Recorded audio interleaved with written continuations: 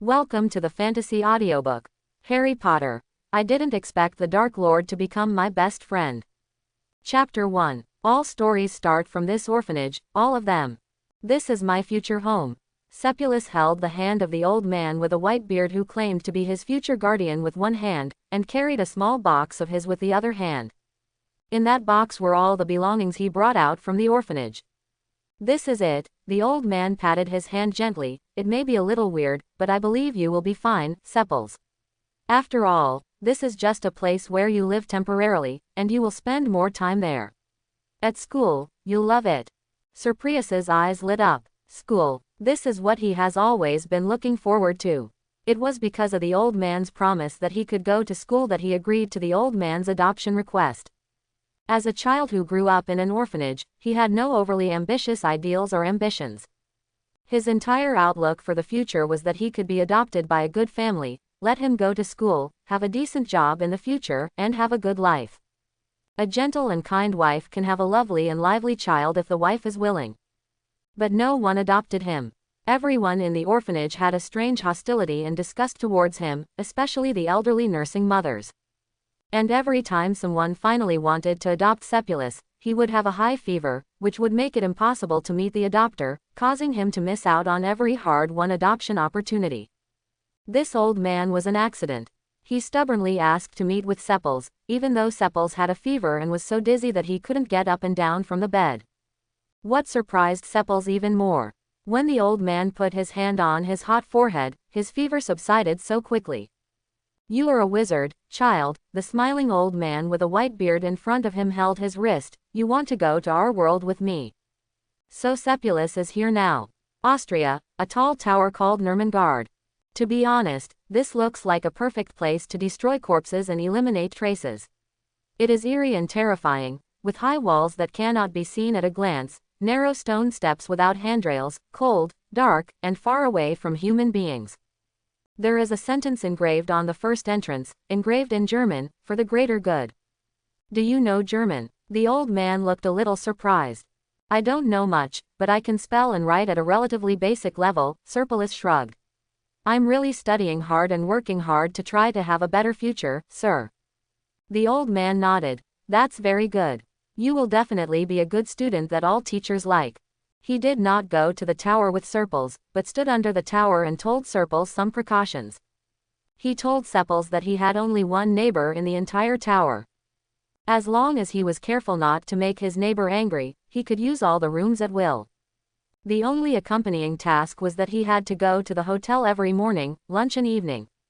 His neighbor who was difficult to get along with sent meals to ensure that his neighbor lived well. A little weird. Sepulus blinked. I leave you an owl, the old man reassured him. Anything you want, you can write it down and put it in the small cloth bag on the owl's leg. The owl will fly away by itself and give you what you want. Bring the things back. Remember not to write too much at once, otherwise the owl won't be able to carry it. The owl appeared out of thin air with a roar, landed quietly on Sepulus' shoulder, and rubbed the side of Sepulus' face with its pointed, cold beak. Perhaps Sepulus still looked too nervous, and the old man smiled again. It's true that your neighbor is a bad old man with a weird temper, but he is a very knowledgeable wizard. You can learn from him. Learned a lot, Sep, don't worry so much.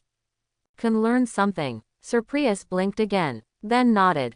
I understand, sir, and I will do a good job. The old man left with satisfaction, while Sepulus stood in front of the tower and took a deep breath. Are you nervous? His friend slipped out of his sleeve, a black mamba named Natasha. To be honest, even Natasha herself didn't know why she appeared in London, the suburbs in the west of the city, but anyway, when Sepulus picked up Natasha, Natasha was already half dead. It was at this time that Sepulus realized that he might be slightly different from others. After all, ordinary people seem to be unable to understand the language of snakes and communicate with them, right? So when the old man appeared and talked to him about the so-called magical world, Sepulus was not too confused or resistant. He can talk to snakes, so a magical being sounds normal, right? Sepulus hid Natasha and returned to the orphanage, slowly rehabilitating Natasha, and established a very deep friendship with Natasha. To be honest, Sepulus felt that he was with Natasha. Tasha's communication was much easier than communicating with humans who had their own thoughts. I'm so nervous, Sepulus snorted. I still feel like I'm dreaming now. Hehehehe, Comrade Owl, don't get in trouble with my snake. She is a poisonous lady, she can directly kill you. Send it off. You are really crazy. Natasha wrapped her arms around Serpra's neck. You are trying to reason with an owl, do you expect it to understand? My bad, Serprius shrugged. Obviously not all animals are as smart and understanding as our beautiful lady Natasha. Natasha flicked her tail and hid under Serprius' shirt. Unsure of what kind of person this eccentric and bad old man neighbor was, Serpulus had no intention of letting him know about Natasha's existence. It was as if the one just now was already his nominal wife. The white-bearded grandfather who was the guardian did not let him know Natasha's existence. Oh, Sepulus suddenly realized that he had forgotten to ask his guardian's name. He squatted down and opened his box in a slight panic, and then pulled out his own adoption certificate in duplicate. Albus Percival Wulfric Brian Dumbledore. And the following sentence was written in unclear handwriting. Welcome to the magical world. Serprius walked up the narrow stairs of the tower with a nervous heart. The wind was not strong, and the stairs were all outside. Serprius needed to lean half of his body against the stone wall to feel at all safe, otherwise he always felt like he would fall down at any time and fall into a puddle, which was not very pleasant. Appetite tomato sauce. Are you the little devil that Albus found? He finally staggered up to the top floor, his legs as soft as overcooked spaghetti. Before he could see clearly what the room in front of him looked like, an expressionless face came right in front of him. Serples was startled and almost slipped and fell down. Fortunately, the neighbor inside stretched out his hand and grabbed Serples' collar, saving his life. Sepulus lowered his head, and the howling wind blew past his ears. Although the momentary weightlessness passed quickly, the acceleration of his heartbeat at that moment was undeniable. Hunter flew away. Sepulus glanced at the suspended tower beside him with lingering fear, his heart beating wildly. What a waste. Before Serpulus could say anything, his neighbor spoke in disgust. Ah ha ha ha, Serpulus scratched his hair, feeling a little embarrassed. Well, it's time to repair the guardrail on this staircase, right? Guardrail. His neighbor, a man with heterochromatic eyes, wearing a tattered coarse shirt, barefoot and with a white beard, said, this is a prison. What kind of guardrail does the prison need? Besides, who do you think will really rely on their feet? Come up. Sepulus blinked, quite innocently. Me. His neighbor choked up and looked a little strange. Serpulus smiled coquettishly. Well, hello, Mr. Neighbor, my name is Serpulus, please take good care of me in the future. He was a little embarrassed, and even more embarrassed when his neighbor looked at him like a fool, so he scratched his hair and smiled. Well, Mr. Neighbor, if you don't have any other requests, I'll go down and find a house to rest for a while. It's quite strenuous to climb up, Serpris said sincerely. I told Mr. Dumbledore, if you need anything, just tell me, this owl. Sepulus pointed at the flying bird that was spinning in midair. The owl will bring it back.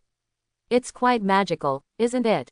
His neighbor's expression became even weirder. Go away, you stupid boy who doesn't know anything. Finally, Serpul's neighbor spoke, still in a condescending tone, thinking that Serpul's was a fool. Call me the great Grindelwald, not some stupid neighbor. Ah, okay, the great Mr. Grindelwald. Sepulus responded, then held on to the wall of the tower and moved down carefully, and then settled one floor below the top floor. I didn't go down because I really didn't want to climb the stairs. The reason I took another floor was because I was worried that this high tower wouldn't be soundproof. Moreover, the great Mr. Grindelwald just said that this tower is a prison. Sepulus sat on the wooden bed with only wooden boards, frowning and thinking. Doesn't this mean that the great Mr. Grindelwald in front of him is a prisoner? But he quickly shook his head and threw these thoughts out of his mind. What he should be worried about right now are more realistic issues, such as how he should sleep with only a wooden bed and no quilt, and whether he will starve to death here without any food or water. Does Mr. Grindelwald upstairs have bedding? Serpul's asked Natasha. Did you pay attention just now? Who would pay attention to that? Natasha swung her tail. That guy's eyes almost reached the sky. I don't like him. Ah, Sepulus nodded. It's true, he looks so fierce, but as the only human being around me, I think I should have a good relationship with him. Neighborhood harmony is still very important. Quote. Sepulus pursed his lips. then put down Natasha and the suitcase, climbed up the stairs again, and stood carefully in front of the iron railing. That, the great Mr. Grindelwald. Grindelwald glanced at him and said nothing. Well, let me ask you if there is anything you need. Surprise swallowed, the great Mr. Grindelwald. He watched his neighbor continue to face him with a silent back, swallowed his saliva, and once again summoned up the strength to speak. Great Mr. Grindelwald, I came from an orphanage and was adopted by the kind-hearted Mr. Dumbledore who brought me here, but I have no idea about the so-called magical world I am about to go to. None of them understand. As he spoke, he also carefully observed the back of his neighbor. After a pause, seeing that his neighbor must be listening attentively, he continued to speak. Mr. Dumbledore said that you are a knowledgeable wizard. I hope you can teach me and let me live in the wizarding world. This sentence finally attracted a response from his unruly neighbor. Although it wasn't a positive answer, Sepulus' neighbor, the great Mr. Grindelwald, turned his head and glanced at him with a bit of mockery. Sepulus thought it was more of a mockery, maybe even a little mocking. It's a bit of a joke. I once heard an old saying in the East, which is that once you are a teacher, you will always be a father. Sepulus looked at the old man with heterochromatic eyes and raised a white eyebrow to look at him. If you recognize me as father, I will consider teaching you. Surprise only took a few seconds to think, and then he simply knelt down across the iron railing and kowtowed 3 times. His movement was crisp and the movement was not small. On the contrary, it made Grindelwald inside the railing a little confused about what to say. Surprise got up after kowtowing, patted the ashes on his knees, and said sincerely, I once had an Asian friend in the orphanage. He said that you have to kowtow when you recognize a relative. After a pause, he added, Dad. Grindelwald, what a mistake. I didn't expect this guy to be shameless. But if he said it, he would throw water away. He, Grindelwald, had no need to break his promise by talking to such a teenage boy, and it was also appropriate to pick up a son for nothing. If it's worth nurturing, take care of it and play with it. If it's not worth nurturing, just push it down and fall to death. Sepulus didn't know that his life was already spinning in Grindelwald's mind. He just stood outside the railing earnestly. What's your name? Grindelwald snorted. Thupples, no surname. What an unlucky name. The once greatest Dark Lord made no secret of his disdain for his son who was picked up for free, but he then cleared his throat. From now on, your last name is Grindelwald. Don't bring shame on this name, you stupid kid. Aren't you tired of fighting with these bricks every day? Natasha smashed her tail on the wooden table in anger. This ordinary prison cell in the tower has now completely changed its appearance. Surprise knew that he would live here permanently in the future, and even specially requested books on interior decoration and so on, and painted them bit by bit with his own hands. Decorated this place. Even Grindelwald's cell upstairs is completely brand new now. Grindelwald's aesthetic is quite good, and his room is now perfectly decorated. At first, Sepulus was worried that the owl for the bookshelf and bed frame he wanted could not be delivered. Later, he found that the merchant was very considerate and placed everything in a small box with a shrinking spell. When he needed to take it out, he just had to remove the items from the box. Take it out of the box and put the magic potion on it, and the thing will become normal size. It's just magical. Technology changes life. Magic can also change the world. Surprise was shocked. Surprise was satisfied. And Grindelwald, who picked up a cheap and caring son for nothing, is also very satisfied. The only person who may be dissatisfied is Natasha, who has lost her human playmate. Natasha looked at Sepulus every day and knew how to read and read again and again, and she was very angry. It'll be great when school starts, Natalia, Surprise comforted, pointing to an open page of the book for Natasha to read. Hogwarts is a great school, and there is a very huge black forest behind the teaching area, you will definitely like it. Quote, I didn't really see it, how do you know if I like it or not? Natasha was noncommittal about this, but she didn't have any more rebuttal. After dumping the one-tail bar, Natasha retreated to the Sepulus. It went into the pet nest that she bought her. Surprise looked at Natasha, who only left him with the tip of her tail, sighed silently, and then pulled out a diary under his book. This diary was brought from the orphanage. It just so happened that he had to take all his luggage with him when he left the orphanage, so he carefully cleaned every corner of the room. Finally, the one under the wardrobe was covered with dust. This diary was found among the gray wooden boards. With the few confusing records in the diary, Serples learned that the owner of this diary was named Tom Riddle, and he once lived in the room where he was. But the diary was scrawled, and the last few pages were even torn out. However, Serpres found the last few pages with charcoal pens to rub them, and he pieced together the words and guessed them. It was probably this Tom who was after being adopted. He said that he would definitely live the life he wanted. This actually coincides with Serples. The essence of his heart is that he hopes to live the life he wants. Serples felt that he was quite destined to be Tom Riddle, so he left this diary to use as his own diary. In the next few months, Sepulus was forced to learn by Grindelwald. Grindelwald wrote out a list of various books, and after giving them to the owl was able to bring them all. The room downstairs from Sepulus was already filled with 3 large bookshelves. He also learned from this that the eccentric Mr. Grindelwald in front of him, the father, he vaguely recognized, what a powerful figure he was, and also learned about him and the man who took him out of the orphanage, Dumbledore. Some entanglements between Mr. Leto. But these are not things that Sepulus will worry about. Sepulus was just busy reading a book, crazily absorbing knowledge. Maybe another person would be dissatisfied with this boring and excessive life, but for Serples, who is eager for knowledge and reading, this is simply a good life that cannot be obtained. His attitude also greatly pleased Grindelwald, and Grindelwald became more attentive to him, and he really wanted to teach him as his own cub. Theory alone is not enough, Mr. Grindelwald told Serples after another round of spot checks and questions. You must practice it. Magic is something that cannot be understood with bare hands. But I don't have a wand, Serpres blinked. Can you send me one for this order? I read in the book that the choice of wand is very important, and it is a very important decision. Write a letter to Albus and ask him to take you to Diagon Alley or send you the craftsman directly. Grindelwald didn't care much about this. If Albus can't solve this problem, then he is really old. Sepulus nodded silently, and then went back to write the letter. Dumbledore's reply came back quickly. In the letter, Dumbledore told him that someone would pick him up soon and take him to Diagon Alley to buy what he needed. Serpres took the reply and went upstairs to find Grindelwald again, asking sincerely and seriously if he wanted to bring something back to Grindelwald. Grindelwald just glanced at Sepulus. If you can, go to Godric's Hollow and take some photos for me and come back. Serpres silently wrote it down, then went back to endorse it. The person who came to pick him up arrived quickly. He was a huge man riding a dump motorcycle.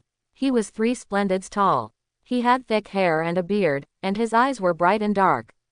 Bright, like 2 shining little beetles. The voice of the visitor was like a bell. Hello, little guy, I'm Hagrid. I'm here to pick you up and go shopping in Diagon Alley. Hello, Mr. Hagrid, I'm Serples. He did not add his last name when introducing himself. After all, the surname Grindelwald has a profound influence in the wizarding world. Although he is proud of being accepted by this great first-generation Dark Lord, it does not prevent him from being slightly restrained, on edge. Only then did Sepulus realize that he was living in a high tower in midair, and that Hagrid was riding a dump motorcycle and was looking at him while hanging in midair. Wow, is this magic? Serpres blinked. He first went upstairs to say goodbye to Grindelwald, and then got into Hagrid's car. Sit tight, little guy, the big giant named Hagrid patted Serples on the shoulder with a smile, and he was so strong that he almost slapped Serples directly into the car body to use as a seat cushion. I have to pick up another person, let's go to Diagon Alley together. He put a cardboard box into Sepulus's hand. Help me take it, I'm afraid it will crush him. What is it? Serpulus was stunned for a moment while holding the box. A birthday cake, Hagrid smiled. Today is that child's 11th birthday. We can still make it in time if we set off now. Serpres was not a child with many problems. He sat obediently in the carriage, wrapped in the thick coat that his father, Mr. Grindelwald, told him to wear. Facts have proved that his father was right. Without this thick coat, perhaps Serpres was half frozen to death in the air now. The Natasha in his sleeve might just hibernate and sleep. There was a strong wind among the clouds, and Hagrid was driving the motorcycle very attentively. Serples was also quietly silent on the side, until they started to descend all the way, and finally Serples lowered his head and could see some distance ahead. Below is the glistening and moist sea after the moonlight has spread. Then, it rained. They landed on the edge of a house that looked like it would collapse if the wind blew any harder. Waves and rain hit the rickety hut, and rumbles of thunder followed one after another. Occasionally, lightning struck the sky, which provided a negligible lighting effect. Natasha climbed up to Serpilus's shoulder and complained in a hissing voice through the thick clothes that Hagrid couldn't hear. Serpilus could only respond by wrapping her thick coat tightly. Hug your weak and pitiful self. Should I knock on the door? Hagrid pushed the goggles on his face up to his hair. I rarely interact with muggles. Muggles are the British name for ordinary people who don't know magic. Sepulus looked at Hagrid's height and shrank silently. He thought to himself that if you didn't knock on the door, you would be regarded as a robber who was ready to kill people and steal goods, right? But he nodded and stepped back, and Mr. Hagrid went up and knocked on the door. No one responded. Are you all asleep? Hagrid muttered to himself, and then knocked on the door harder. The sound of knocking on the door gradually increased as time went by, and finally it was as loud as fireworks exploding in your ears. At this time, they finally heard a voice coming from inside the door. What's outside the door? I'm warning you, I have a gun. Hagrid looked a little confused, and then he knocked on the door again. This time there was a deafening crash, and the door panel fell to the ground. Hagrid looked a little shocked too. It's really not strong. He muttered and motioned for Sepils to go into the house first. Sepils got into the house through the doorway without a door panel and held the cake in his arms while the people in the room were looking at the monster. The cardboard box stood against the wall, trying hard to reduce its presence. And Hagrid got into the room after Sepils. This was really not easy. The door was only as high as Hagrid's chest, and it took a lot of effort for him to get into the house. He bent down to pick up the door panel and put it back easily. The expressions of the several people in the room were simply varied. Can I have a cup of hot tea? It's really cold outside. I'm almost freezing. Hagrid rubbed his hands and went straight over to occupy the only place in the room that looked like he could sit. A tattered sofa.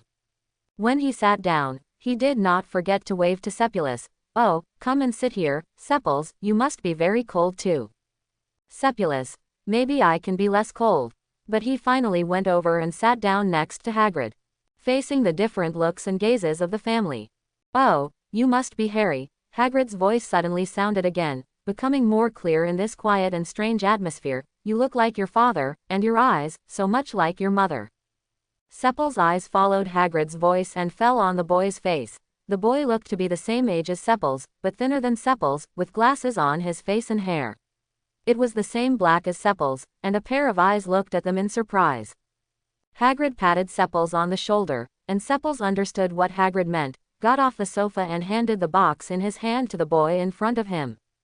For me. The boy looked surprised and disbelieving, until Hagrid nodded again and then opened the box in his hand. Inside was a huge chocolate cake with green sugar juice written on the pink cream. Happy birthday to Harry. The boy named Harry looked at the cake, then looked up at Serpils and Hagrid. He seemed to want to express his gratitude, but after struggling a few times to get the words to his mouth, the last thing he said was, "Who are you?" "Oh, yes, I haven't introduced myself yet." Hagrid stood up from the sofa. This time, he was a little shaken. Serpils felt that the whole house was shaking. "I am Rubius Hagrid, gamekeeper and keykeeper of Hogwarts. I am Serpils. I am going to Hogwarts to study soon." Serpils showed Harry what he thought was the gentlest and kindest smile. "Nice to meet you." "Nice to meet you." Harry looked very confused. "And you, Mr. Hagrid, nice to meet you too." He paused and then added, "Thank you for bringing the cake." Hagrid laughed happily at this. On the other side, the man who was probably the man of the house raised the shotgun in his hand and pointed it at Hagrid. He looked angry, but probably more panicked. He pointed the shotgun at Hagrid, his face flushed. "This is a trespassing into a private house. A trespassing into a private house. I am the owner of this home. I ask you to leave here now and get out. Otherwise I will shoot." He brandished the shotgun while his wife sidled behind him, holding another boy in her arms with a look of horror on her face. "Save it, Dursley." Hagrid ignored the man's warning. He stretched out his hand and grasped the barrel of the shotgun, and then with a force, he simply folded the barrel into a U-shaped shape. "I'm here to take Harry away." Serpilus looked at the poor U-shaped barrel. "Wow. Where are you going?" Harry ignored the panicked family behind him, but raised his head to ask Hagrid, his emerald eyes flashing, looking a little nervous. He doesn't fit in with the family, Sepulus thought, feeling isolated. That's pretty much it. Go to Hogwarts. Hagrid was stunned for a moment, as if he didn't expect Harry to ask him this question, and there was a bit of unbelievable hesitation in his words. You don't know. You don't know, do you? Harry looked confused. He turned back to look at his aunt and uncle, then nervously scratched the hem of his clothes. He looked at Hagrid a little embarrassed and apologetically. I'm sorry. Should I know? Quote. I'm sorry. Hagrid was stunned for a moment, then stood up suddenly. They are the ones who should be sorry. Hagrid patted Sepals vigorously and pointed to a small room in the room. Come on, take Harry to the next door for a while. I want to have a good talk with the Dursleys. Sir Prius nodded, took the still dazed Harry's arm and entered the small room inside, and then closed the rickety door properly. Immediately afterwards, a roar was heard outside the door. Sepulus silently raised his hand to plug Harry's ears. But there's nothing wrong with blocking someone's ears all the time, so in the end Sepals let go of Harry's ears. Harry looked at Sepals with an innocent face, looking like a pitiful and confused innocent puppy. Sir Prius stared at him for a moment, then finally cleared his throat and spoke. Your name is Harry? Yeah, Harry. Harry Dursley. Harry Potter. Dursley is my uncle. Harry scratched his hair nervously. My parents passed away. Sepulus was stunned. Harry Potter. Sepals lowered his voice and exclaimed half in surprise. Yes. Harry didn't seem to expect that Sepals would have such a big reaction. He looked at Sepals nervously for a moment, as if he was reflecting on whether he had said something wrong. Her eyes blinked, and her long eyelashes flickered, which looked quite beautiful. I may know why Hagrid is so angry. Sepals looked at Harry in front of him and tilted his head slightly. You are very famous in the wizarding world, even though I have just been exposed to the wizarding world for a few months. Those who have simply read a few books know you, but you yourself have no idea at all, or even the existence of the magic world. Quote. Harry's eyes widened. I'm famous. You are famous. Sepals nodded. The house as a whole was in dilapidated condition, and the small bedroom inside was no better. It was small and leaky. Hagrid's roar continued outside. Sepals and Harry sat on the floor, with their knees facing each other. Sit with your knees up. Sir Prius hesitantly looked at the thin pajamas Harry was wearing, and finally opened his coat and opened his arms towards Harry. Come here to warm me up. But there is a snake in my arms, are you afraid? When Sepals finished speaking, Natasha stuck her head out in a cooperative manner, turned her head to say hello to Harry, and then obediently retracted under Sepals' shirt. Gone.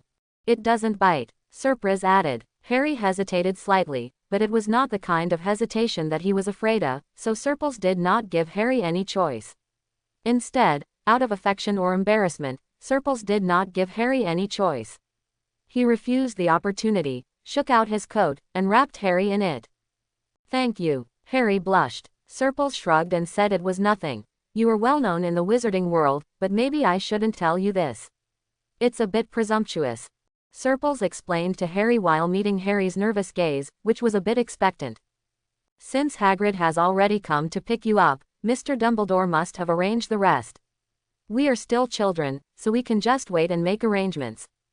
Mr. Dumbledore. Harry blinked. My nominal guardian. Sepals thought for a while. He picked me up from the orphanage, and it was Mr. Dumbledore who arranged for Mr. Hagrid to pick me up in Diagon Alley. Since he also came to pick me up, I killed you, probably because of Mr. Dumbledore's arrangement. Diagon Alley. Harry responded to every unfamiliar word that Sepals said with great curiosity and exploration. Sir Prius also happily explained to him. It is said to be the largest commercial street in the British wizarding world.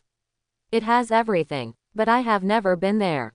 I came into contact with the wizarding world a few months earlier than you. I know I also read them in books. What book? Harry asked eagerly. Some little knowledge you must know about the magical world.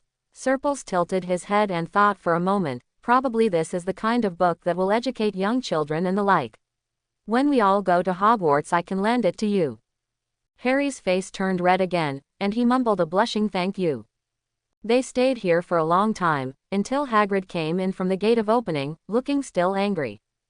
But when he saw Harry and Sepals huddled together in the same coat, his expression softened.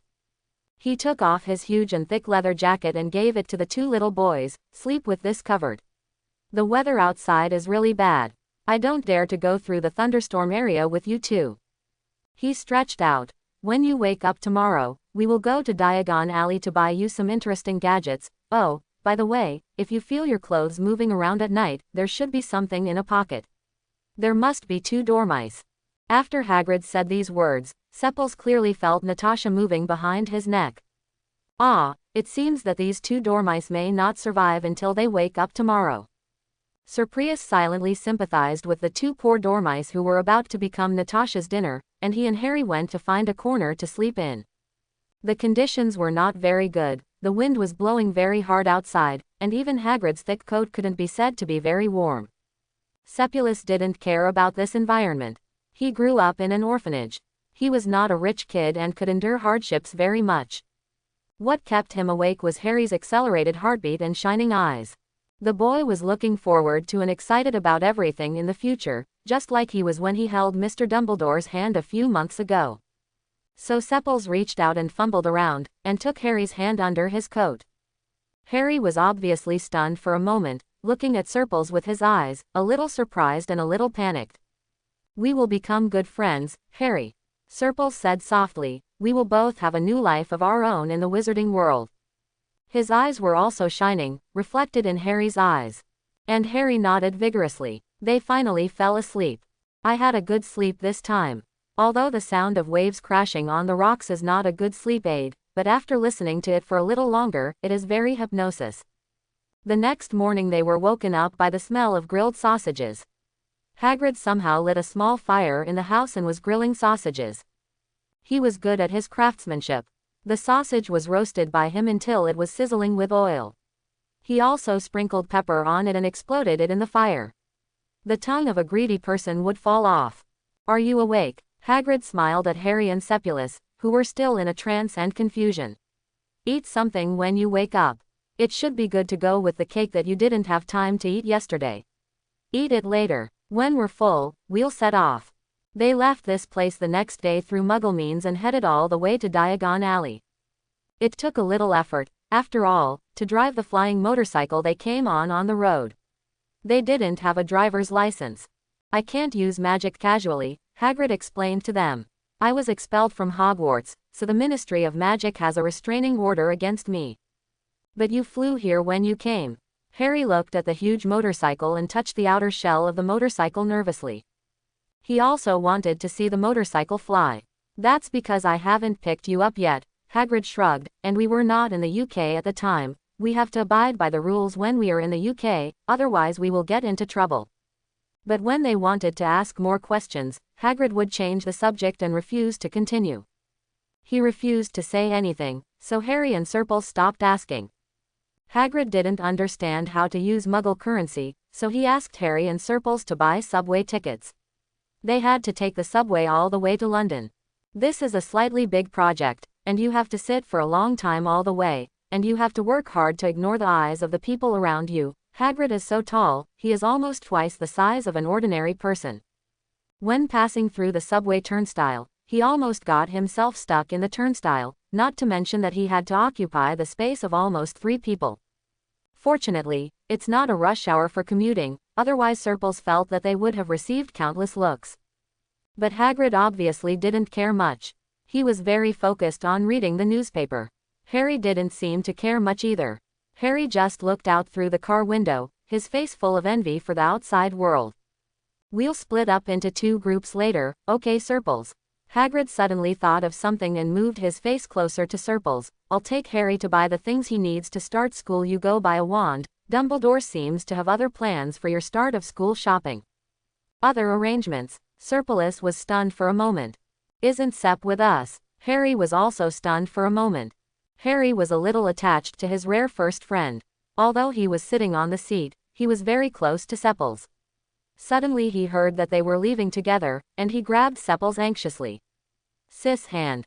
It's Dumbledore's arrangement." Hagrid spread his hands and said he was helpless, he must have his reasons. Sepples had no objections. "Okay, then I understand." Then he patted Harry on the shoulder again. "Don't worry, we can see you every day after school starts." Harry then calmed down the expression on his face and nodded a little uneasily. Hagrid also saw Harry's depression. He shook the newspaper and showed it to Harry, trying to find something interesting in it to show Harry and make him happy. Look, we're talking about fire dragons here.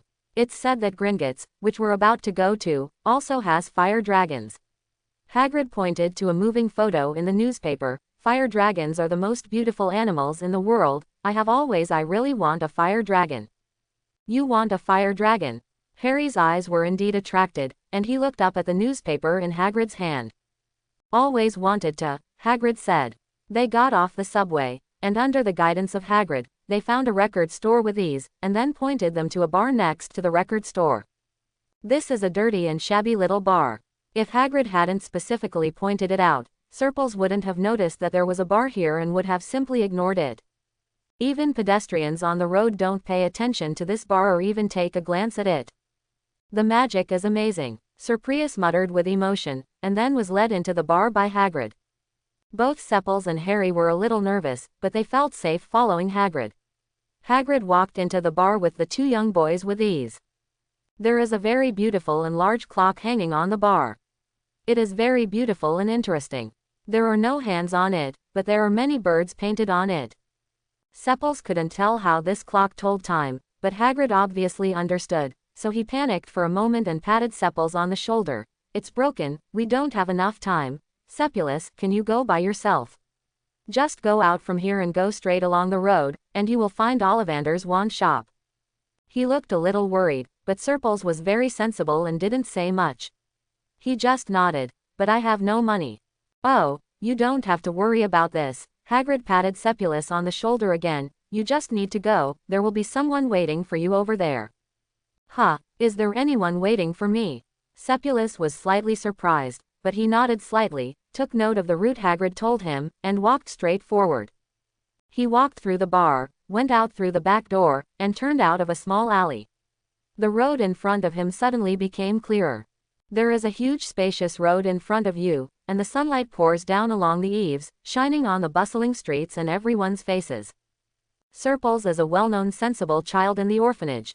As his ultimate goal is to be adopted, he has always been committed to making everyone like him, so the fat man in the orphanage went out to do shopping. Serpulus has also been there many times with his grandma. He had been to the market in London's West Street. It was also lively and interesting. There were rare things that he had never imagined or seen before. This was something that Serples had only dreamed about. When he got rich, he would live a life like this. It's a good day, so be sure to buy all those things. But the market on West Street in London is far from as good and big as the one here.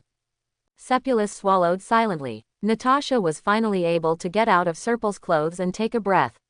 She poked her head out along the collar of Serples' shirt. It's killing me, the two dormice ate them yesterday.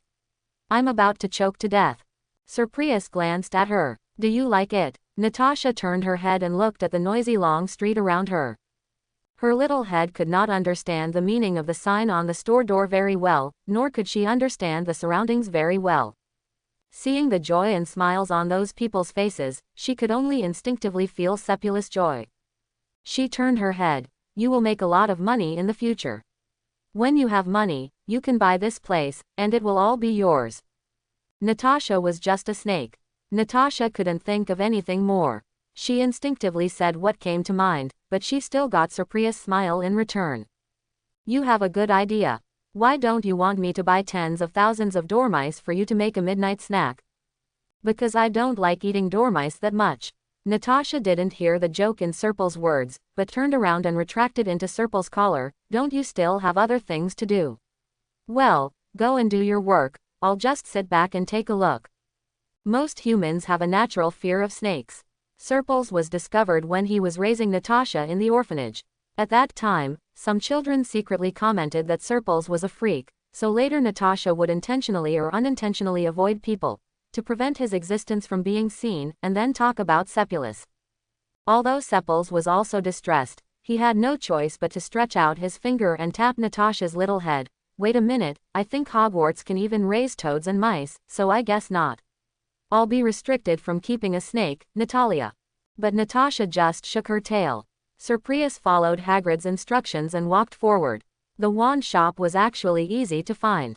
The signboard at the door has obviously been worn by years of wind and rain, and the gold characters on it have also peeled off the gold paint, making it look quite dilapidated. The glass on the display window is also covered with a layer of dust, and the purple velvet cushion holding the wand inside has also been faded by the sun. Now that it is placed inside, it makes the store look old and shabby. Weathered. Ollivander's Wand Shop. These words were vaguely visible on the faded signboard, but the lower few words were already a bit blurry. After squinting for a while, Surprise saw that it was a store introduction, to the effect that this store the shop has been making wands since AD 382. No wonder the stores are so old and they don't need to be repaired. It turns out that they have some real talent and knowledge, so they don't need to rely on glamorous decorations and weird features to attract customers. Sepples pushed the door open and walked in. The wind chimes hanging at the door rang lightly. The ringtone was crisp and clear, making Sepples' heart jingle and jump for joy as the dust shone with light. Hello. Someone was already standing in the room. Seppulus took a closer look and saw that he was a handsome young man. Although it was not appropriate to use beautiful to describe a boy, Sepples racked his brains to think of the person in front of him. That is to say, this person is really beautiful. Her blonde hair was meticulously combed on her head, her fair little face, maybe because she was a little nervous, was slightly pink, and her gray-blue eyes were focused on Sepp. On less. Wearing a crisp little suit, he looked like an aristocratic young master. Hello, who are you? Seppulus smiled and greeted others with a crooked look. Malfoy, Draco Malfoy. The young master showed a beautiful smile. Nice to meet you, Seppulus. Malfoy. Surprise was stunned for a moment when he heard this last name. The magic world actually still has a bit of a medieval feel, with some distinctions between aristocratic families and ordinary families, among which the 28 sacred magic families are the most famous. The Malfoy family is at the top of the 28 magical families, the top aristocratic family in the magical world. His young master wants to find me. Surprise was not stupid enough to really take him seriously. With a little thought, he realized that the target was definitely not him.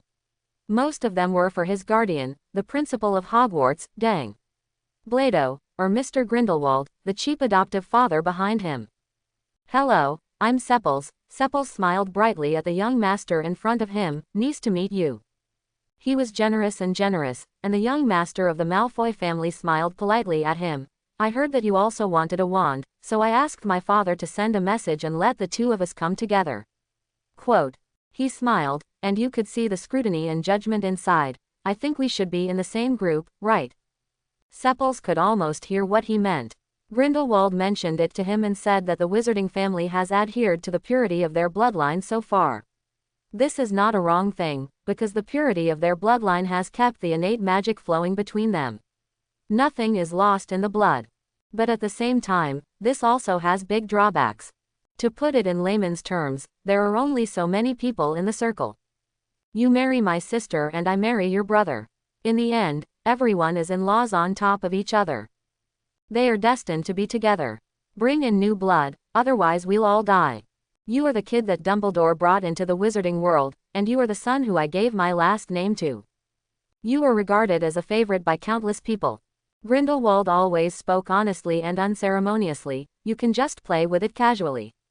That's it, you are smart, sensible and talented. As long as you don't poke a hole in the sky, Albus and I can cover you.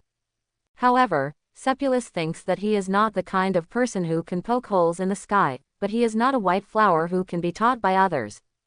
Maybe. Surprise smiled, a smile that was a bit arrogant and conceited, imitating Grindelwald's. However, Grindelwald's smile was basically full of pure pride and contempt for others. If I had to describe it, it was probably the kind of attitude where he felt that everyone in the world was trash and could not compare to him. That is truly the innate aura of a king. If I look down on you, I will look down on you without even pretending. However, Surprise took a closer look at Grindelwald's first half of his life and found that he had the ability to be crazy. But even if he only learned a bit of Grindelwald's unruliness, it was enough to understand Master Malfoy's feelings. Surprise looked at Master Malfoy and laughed. Just call me Draco. Quote. Seppus. Seppus also laughed, and then the two of them walked into the back room of Ollivander's wand shop side by side. I don't know much about the wizarding world. Serpils chatted with Draco. I read in the book that wands are very important to wizards. I was specially packed and sent from Austria for this wand. Quote. This was also what Grindelwald meant. He said that since Dumbledore had directly placed him in Nurmengard, he had no intention of covering him up, so he asked Sepulus to use his name to deceive him. It may be a bit too much to say that he is cheating, but Grindelwald also warned him, saying that the nobles are all contemptuous things. If a person like Serpris has no background, he is called Dumbledore. The reputation of a man who makes a lot of money is bound to suffer losses. Grindelwald is still protective of his shortcomings. Sure enough, when Austria was mentioned, Draco turned his head and glanced at Sepils. When he spoke, his voice was low and slightly hesitant. Who are you really studying under? Maybe it's not appropriate to say he is a disciple. Serpilus tilted his head and thought for a moment, then smiled. Ah, my introduction was not good enough, Serpilus Grindelwald, that he is my adoptive father. He didn't give Draco more time to react, but bumped Draco's shoulder. I came here but I didn't bring a penny with me, and now I'm a penniless man. Master Draco, are you trying to protect me? Draco asked him to bump into him before he recovered from the shock. He didn't seem to be very used to such close physical contact, and his ears were slightly pink. Can I ask you to spend money if you come out with me? Draco raised his chin slightly and snorted. I will pay for all your purchases today. You can just choose what you like and buy whatever you want. Wow, Sepulus made a gesture of holding his heart with both hands. Draco, you are so kind. They sat on the bench in the wand shop for a while before Mr. Ollivander came out from behind. He looked very much in line with Sir Prius's idea of a craftsman. He is a slightly older man with curly white hair and a pair of very light eyes, which look like two crescent moons in the dim shop. Hello, you must be little Mr. Grindelwald. The old man greeted Sepils with a smile. You must be like your father, very suitable for elderberry. I see the same thing in you, eager. Regardless of how this old man directly knew that I was Mr. Grindelwald. But, the same desire. Serpilus felt that the old man in front of him might be talking nonsense. What does your adoptive father long for? He desires to rule the wizarding world. Do I look like someone who aspires to rule the wizarding world? I'm not. The wish I just had was encouraged by Natasha just now, so that I can make a lot of money and buy Diagon Alley. It doesn't seem to be related to ruling the magical world, right? But he couldn't refute the face of the old man in front of him, so he had to smile and pretend that the old man was right. Maybe right. So Mr. Ollivander smiled gently at Serpils, turned around and went back to the small room behind him. What is he going to do? Serpilus asked Draco beside him hesitantly. Did I say something wrong? He went to choose a wand for you. Draco explained to Serpils. Wands and wizards are a two-way selection process, you know this, right? I'm not a novice to this extent. Serpilus raised his hand to wipe the sweat on his head. I did my homework before coming here. Draco smiled softly. That's good. It saves me a lot of introduction. So while Mr. Ollivander went to the back warehouse to pick and choose, Draco started chatting with Sepils.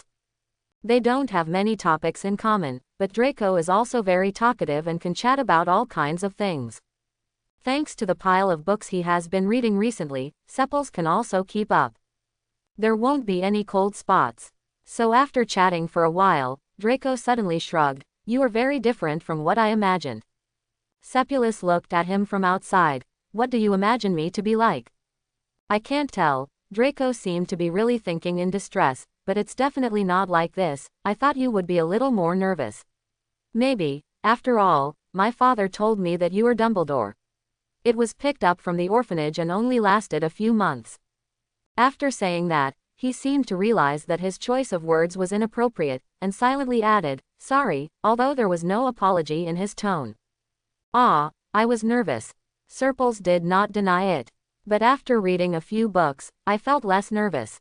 The person who took me into the magical world was Mr. Dumbledore, who had various titles and honors. The nominal adoptive father is Mr. Grindelwald, the Dark Lord of the first generation. It must be because others see me nervous. He smiled, his eyebrows twisted. I came out of the orphanage, and the twists and turns there are no less than the undercurrents among the nobles. Since I have been chosen, it proves that I am still useful. Maybe I will, maybe he will become a new rich.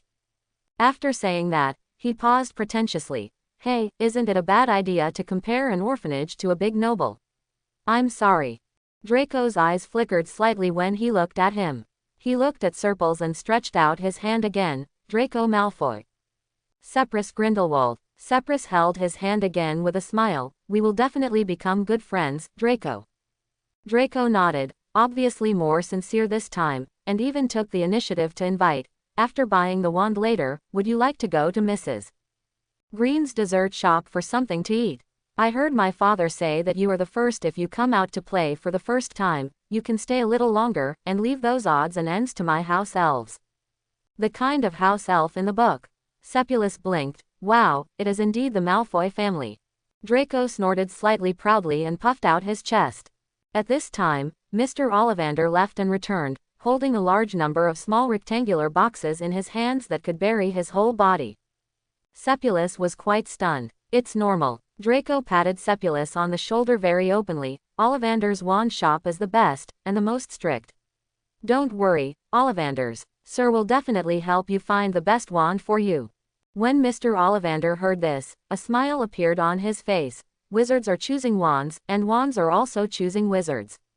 In the end, those who can leave their names in the history of magic are all intimate with their wands. The Great Wizard. He lined up the boxes in front of Serpils, and then motioned to Serpils to pick one. Just pick one. Serpils was a little unbelievable. Just pick one. We are wizards, kid, Mr. Ollivander said with a smile, still with that wise and enigmatic expression. In the world of wizards, luck is also a very important course. Seppils didn't know what was going on, but then he thought again, magic itself is also a very mysterious thing, so believing in luck in the magic world may not necessarily be something too mysterious. So he silently stared at the small boxes lined up in front of him, silently touched what he liked from inside, and opened the box while staring at Mr. Ollivander and Draco. Oh, this should suit you very well. Mr. Ollivander looked at the box that Serpils picked up. I have prepared a lot. Although I think elderberry is suitable for you, I have to say that elderberry, its reputation is not that good, even I haven't made many elderberry wands. I prepared elderberry, ebony, acacia, blackthorn, fir, but you still picked the elderberry at a glance. Maybe this is fate. The hand holding the box paused. I just picked one at random. Why are there so many details? Open it and take a look. Mr. Ollivander motioned to him. Elder will only choose unparalleled wizards to be its masters. Every wizard who is a perfect match for the Elder Wand will have a magnificent destiny. Serpils took out the wand with some hesitation, and then handed it to Mr. Ollivander. 13.5 inches long, elderberry, Thunderbird tail feathers. Mr. Ollivander took the wand and looked at it carefully. This is my work many years ago. I was still young at that time and preferred try a variety of wand cores. He handed the wand back to Serpils. Try it. Try it. Serpils repeated Mr. Ollivander's words. How?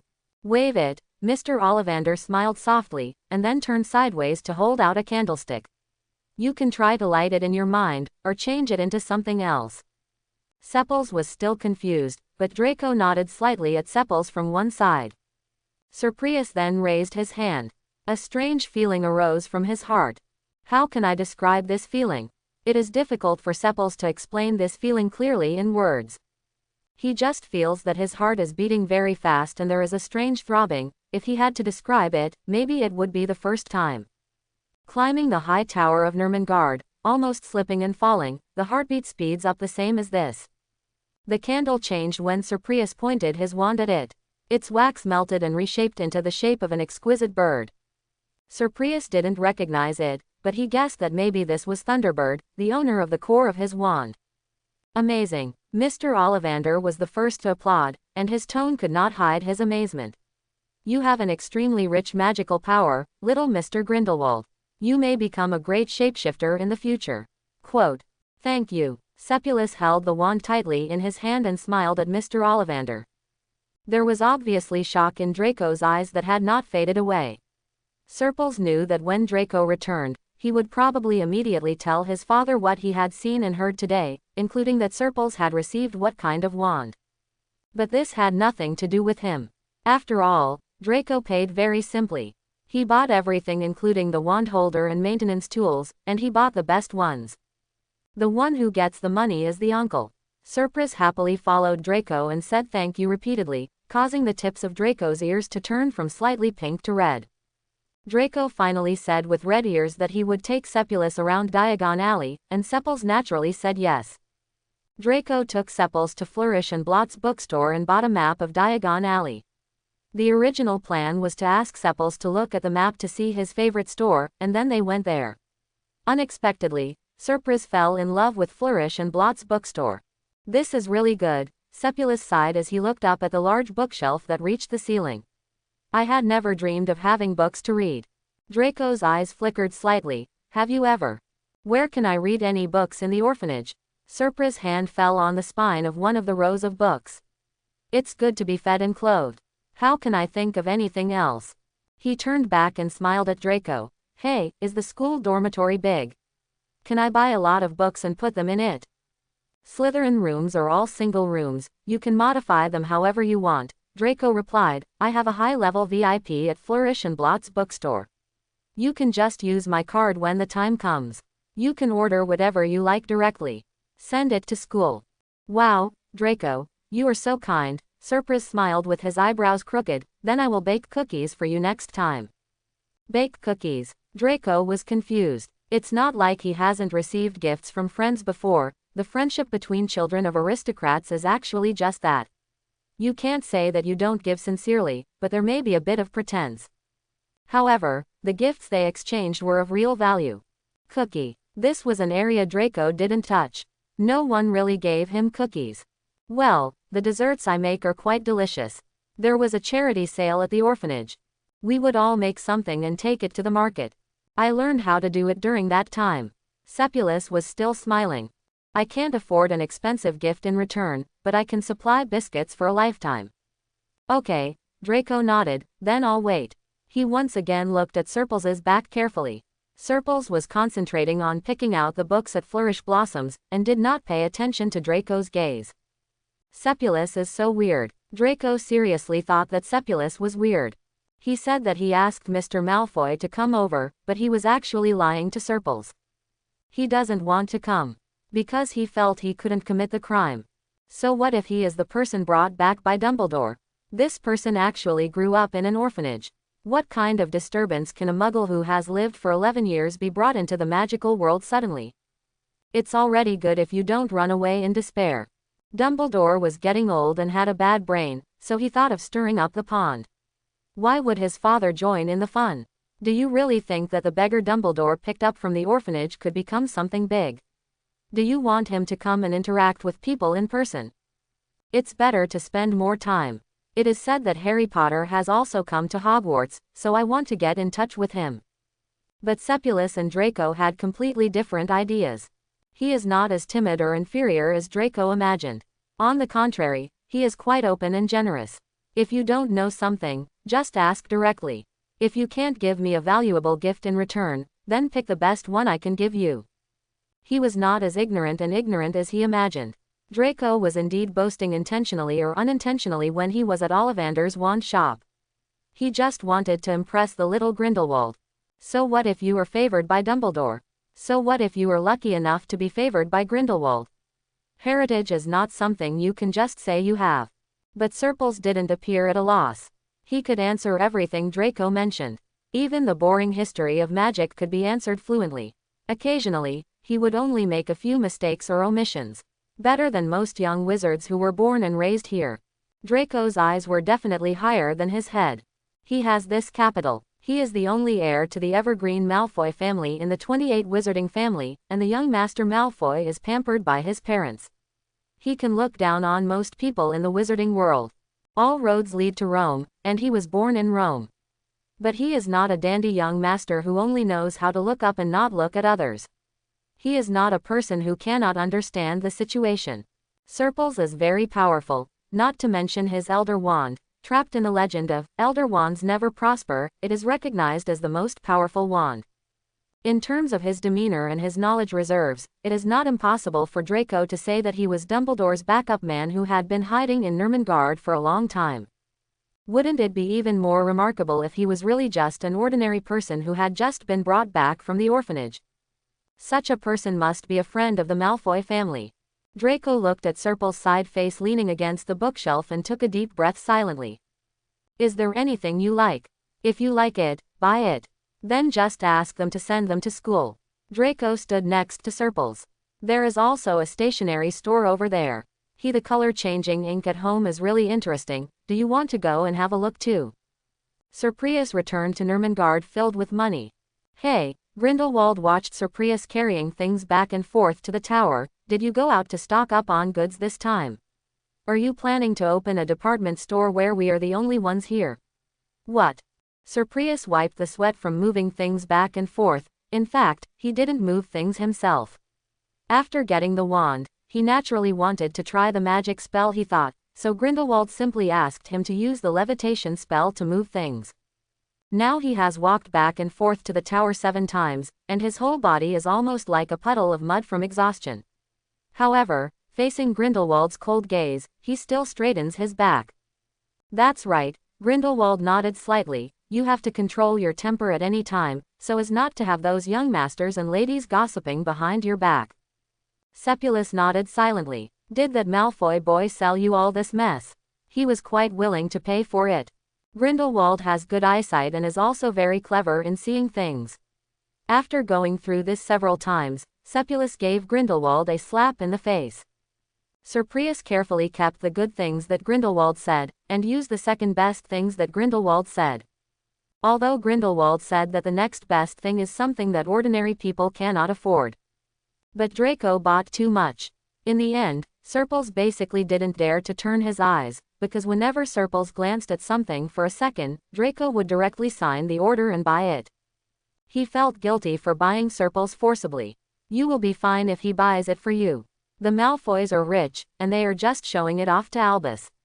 Grindelwald asked Sepils to relax. I will definitely be more cautious after going to Hogwarts. If many people are fawning over you, you have to be selective. Not everyone can be your friend. Sepils nodded, so Grindelwald waved his hand, and Sepils continued to move things. After more than a month of free time, the Hogwarts owl came to deliver the news of the start of school to Serpils. Grindelwald looked at it and sneered. What kind of place is Hogwarts?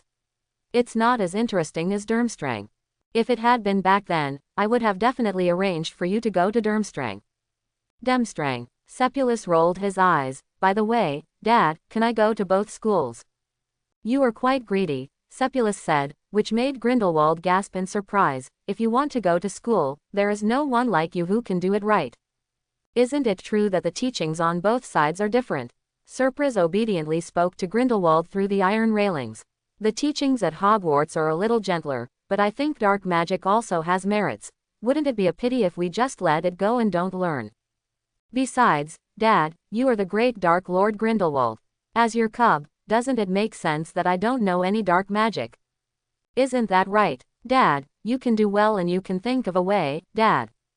Serpils persisted in blowing Grindelwald's railings, which really made Grindelwald relieved. Secretly, he did feel that Serpils was a bit buried in his son studying at Hogwarts. The status procedures for studying are secondary. The important thing is to ask Dumbledore to agree. Ask him to build a fireplace in your dormitory, buy a jar of flow powder, and go wherever you like. Grindelwald snorted, but then you are very busy. Hogwarts has weekends off, but Durmstrang does not. You go there on the weekends to learn the lessons that others have for the week. Can you persist? You. Try it. Serpil's eyes were filled with stars. What if I can? If you can't hold on, you will disgrace your father and me, and I will break your legs. Grindelwald glared at Sepulus. Go and write a letter to Albus. So Sepils went away and wrote a letter to Dumbledore. Are you really going to read to yourself? Natasha hummed and nestled on Serpil's desk. You don't feel like going to one school is enough, so you have to go to a second one. This is very interesting. Sepulus raised his face slightly. I am an orphan after all. Natalia, is Draco befriending me because of me? No, he is doing it for Mr. Dumbledore and his father. But how can I rely on the two of them for the rest of my life? I need to become a new rich myself, so that those who respect Mr. Dumbledore and my father can respect me. Quote. His eyes fell on the dancing firelight, his face expressionless. I haven't done enough, I have to work harder. Natasha watched the candle flame flicker and extinguish, shining on Serpil's face, casting a deep shadow, and silently moved it from the desk to Serpil's neck. The past few days here have made you worry a lot, but I know you are smart, so just go for what you want. The day you can really buy Diagon Alley, I want you to give it to me. Buy 10,000 dormice. Didn't you say you don't like to eat? Serpris asked her to make her laugh. He raised his hand and took it off her neck and put it on his hand. Okay, I will buy you 10,000 dormouses then. If you want to eat them, you can eat whatever you want. Natasha flicked the tip of her tail. Dumbledore agreed happily, so Sepals bought a lot of books, and under the guidance of Grindelwald, he memorized this and learned that seriously. Until the start of school was approaching, Grindelwald called Sepals. He set off early and stayed somewhere closer to King's Cross Station. This time it was reliable, and he gave Sepulus money, a heavy bag of gold galleons. I will write back, father. Serprius was quite reluctant to leave Nurmengard, and then Grindelwald waved his hand and sent him away. If I don't get the first place in the grade, I will just break your legs. Dad, I feel that although my legs are not valuable, they are quite important. Can we discuss it and not break them? There is no future, get out of here. Serpils rolled away happily. He took the night bus all the way to Hogwarts, the night bus, a travel bus specifically for helpless wizards. The fare was cheap and you could go anywhere. The only problem was that the road was absolutely bumpy. When they finally got off the bus and stood on the solid concrete floor, Serpilus and Natasha almost cried with joy. Don't sit here again, okay? Natasha huddled in Serpil's shirt pocket. I'm a snake, I feel like I'm going to vomit, I don't know how you can bear it. I haven't eaten. Serpris' face turned pale. I promise you, Natalia, we will definitely stay away from the night bus in the future. I will ask Draco if he has anything else. Transportation tool. He ordered a Coke and a French fries at a Muggle fast food restaurant and sat there for a long time. In the end, he had no appetite to touch the French fries. He just drank all the Coke, cheered up, and walked into the shabby shop again. Cauldron Bar. This time he stood at the front desk of the bar, looking up at the bartender with a cigarette in his mouth. A standard room, sir, I will stay here until the end of August. The gears of fate began to turn. Sepulus took up residence in the leaky cauldron. He didn't have much luggage, only a few books and some snacks from Natasha and nothing else. Although the list given by Hogwarts at that time called for preparing a lot of things, Draco took care of all those things, so Sepulus didn't have to worry about anything. There were almost no activities during the day. I just asked the guest room to bring breakfast and dinner to the room. After breakfast, I went to Flourish and Blott's bookstore to read for the whole day, and then ate outside at noon. August 23rd, sunny weather. Today I saw how to make white essence in a bookstore. It is a very basic healing potion. It is not too difficult. After I returned to the hotel, I took a crucible and tried it, and it actually worked. It's just that the effect is not very ideal. I made a 3 cm cut on my hand. It took about 5 seconds for the bleeding to initially stop, but it took about 3 minutes for complete healing. August 27th, the weather is sunny. The weather in London should not be so good. Rainy weather should be the norm. I asked the bar owner and he said it was because we knew magic and the wizard dispersed the dark clouds. This is really amazing. Today I tried the Motella mouse antenna juice.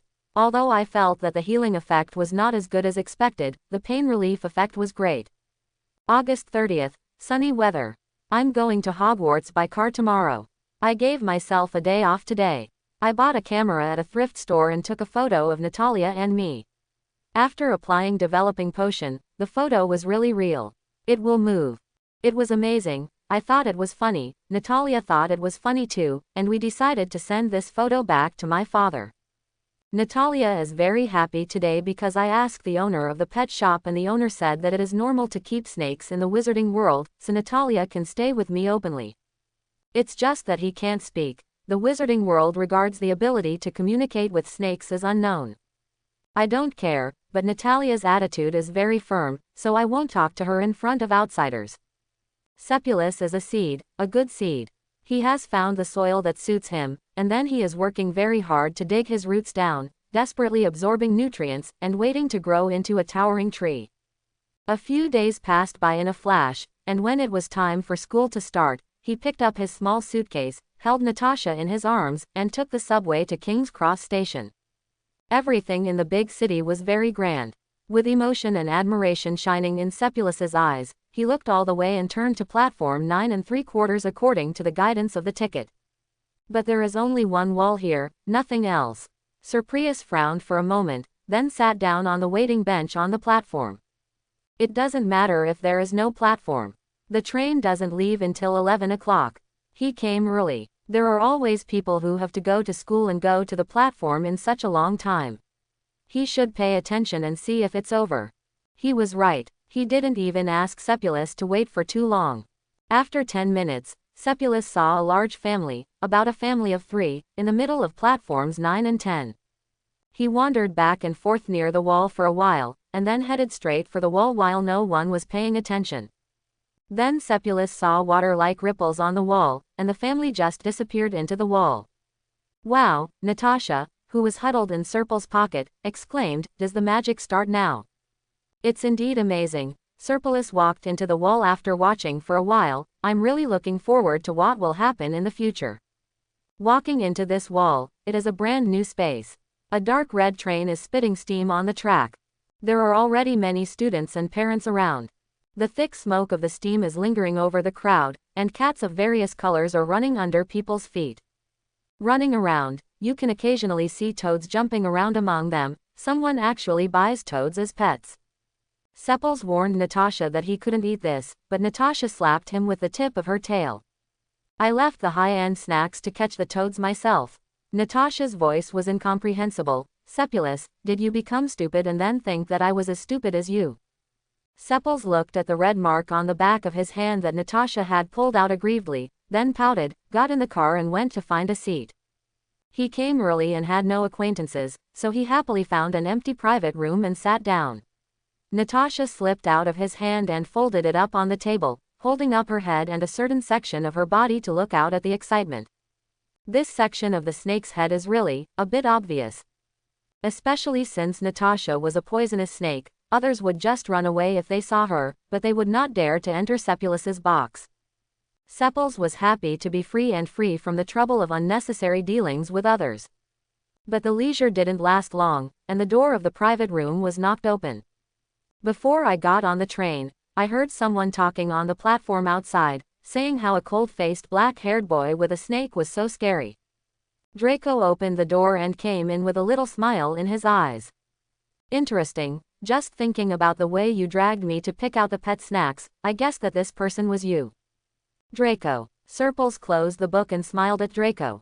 At this time, Natasha also twisted her body from the table and directly wrapped her arms around Serpil's wrist. Tucked into Serpilus' sleeve. The pet you have is quite interesting, very Slytherin-like. Draco smiled at Surprius, then walked into the box. Do you mind if I sit here? No one will mind you if you mind, Serpilus smiled. I thought I was lonely here alone, but you came just in time. Draco entered the box. I didn't expect you to arrive so early. I originally wanted to wait for you on the platform. Wow, so considerate, Surprius exclaimed in exaggerated exclamation to express his touch. Draco's eyes followed the position where Natasha disappeared just now, and landed on the book in Serpil's hand. What book is this? Basic Theory and Introduction to Black Magic. What are you doing with this? Draco's eyes were slightly puzzled. What do you think this is? Hogwarts does not teach dark magic. Yes, Hogwarts doesn't teach it. Serpilus raised his hand and touched the gold cover of the book, but Durmstrang does. His eyebrows were arched, but slightly narrowed. I went to ask my guardian, Mr. Dumbledore, to mercifully allow me to go to Durmstrang to study something during the weekend. Chapter 11. Draco was slightly stunned, and his eyes fell on the book again. Dumbledore is very kind to you, and he is willing to agree to this for you. It's very troublesome, isn't it? It's because I begged too many times that the husband got tired of it before he agreed. And most of the time, it was because of his father's sake that he didn't let go. Surprius frowned, but after reading a little bit about Germany, according to Armstrong's report, I really like the scenery of the snow country over there. It is said that My father originally planned to let me go to Durmstrang, saying that the teaching there is good. Draco looked away from the book, but my mother was not willing. She said that Durmstrang Strong was remote and too cold, so I was told to stay closer to home. It is said that it is indeed very cold. I was asked by my father to prepare a lot of winter clothes. Before I left, I was told to learn the enhanced version of the warmth charm. Sepulus sighed in distress. According to my father's tone, I feel like I will be frozen into an ice sculpture as soon as I get there. Draco's eyes flashed slightly. I have a good quality flame stone. I will give it to you when the time comes. It will keep you warm when you hold it. Sepulus didn't refuse Draco, so he accepted the offer generously. So they started chatting, talking about a little bit of everything. After all, Draco was only 11 years old. Even though he accepted the pure blood supremacy remarks, he was more or less curious about the Muggle world. Even though he expressed it quite cryptically. I plan to take Muggle studies as an elective after my 3rd year, Serpils and Draco said. I think it will be very interesting. Do you want to come with me? Muggle studies. Draco raised an eyebrow. You have been in the Muggle world for the past 11 years, and you still want to learn more. What I understand about the Muggle world is based on the premise that I am also a Muggle. Serpils propped his chin.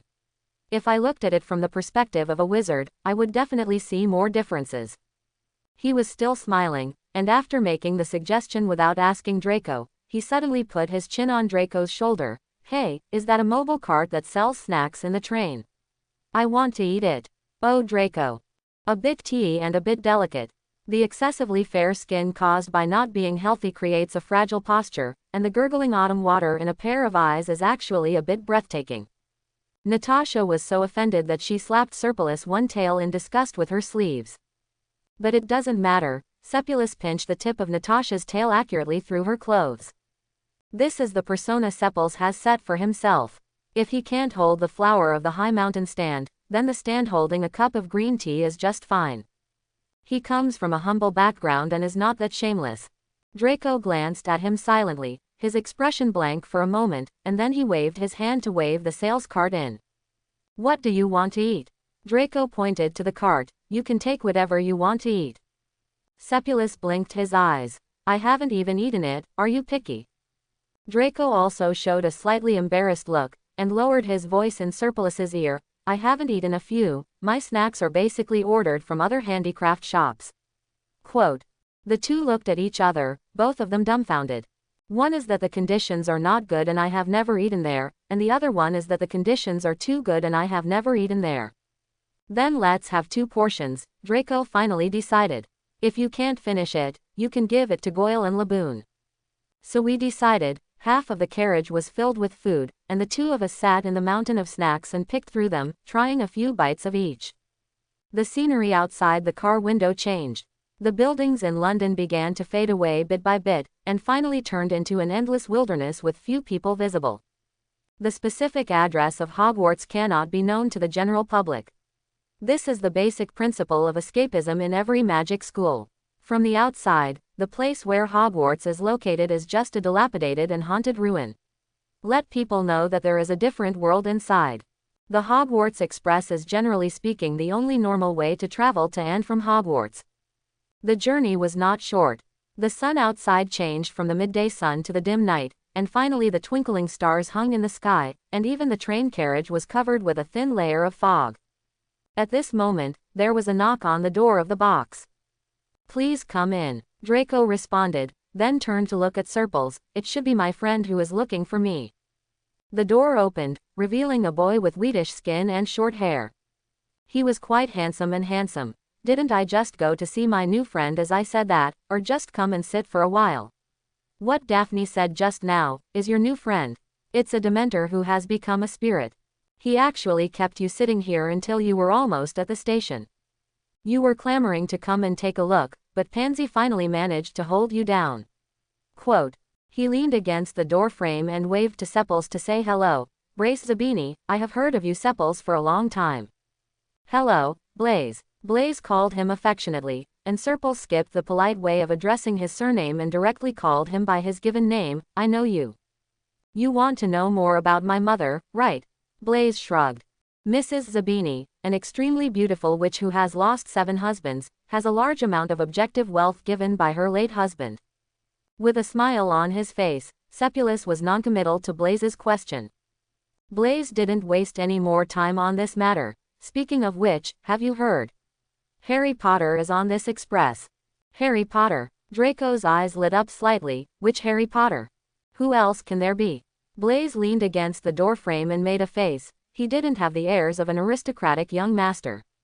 It's the golden boy who survived the catastrophe. Do you want to go and see it? Since we're all in the car, you'll see it soon, right? Serpilus answered. Let's go find it ourselves now and figure out what's going on. One sentence extinguished Draco's desire to find someone. Yes, they are all persons with status. Although Harry Potter is quite famous, he is really not to the point where he needs to find someone in person. Then we'll go there later. Draco followed Serpil's words. I saw it when we were sorting, and I just happened to wait and see if it's worth making friends with him. Blaze's eyes flickered on Surprese's face. That's right, then there's no rush. Hey, do you want me to call Laboon and Goyle over? You guys are a lot of people. How can I clean up the snacks if they are just left like this for a while? I can even ask them to come over and eat them. That's right, Draco nodded slightly. It will be left for a while and needs to be cleaned up. Why not ask Gork Laboon to come and eat it first, so as to save you having to pick it up later? Then let's go over there right now. Daphne just made a fuss a few times and said she wanted to come over to see her new friends. Blaze raised his chin. Will Sepils come with us? Sepulus followed Draco, obediently acting as a shadow man, but with a smile on his face and some good names on his body. He knew that the small circle around Draco would not accept him so easily. After all, they were all childhood friends who knew the ins and outs of the situation, and he was nothing like someone who just came out halfway.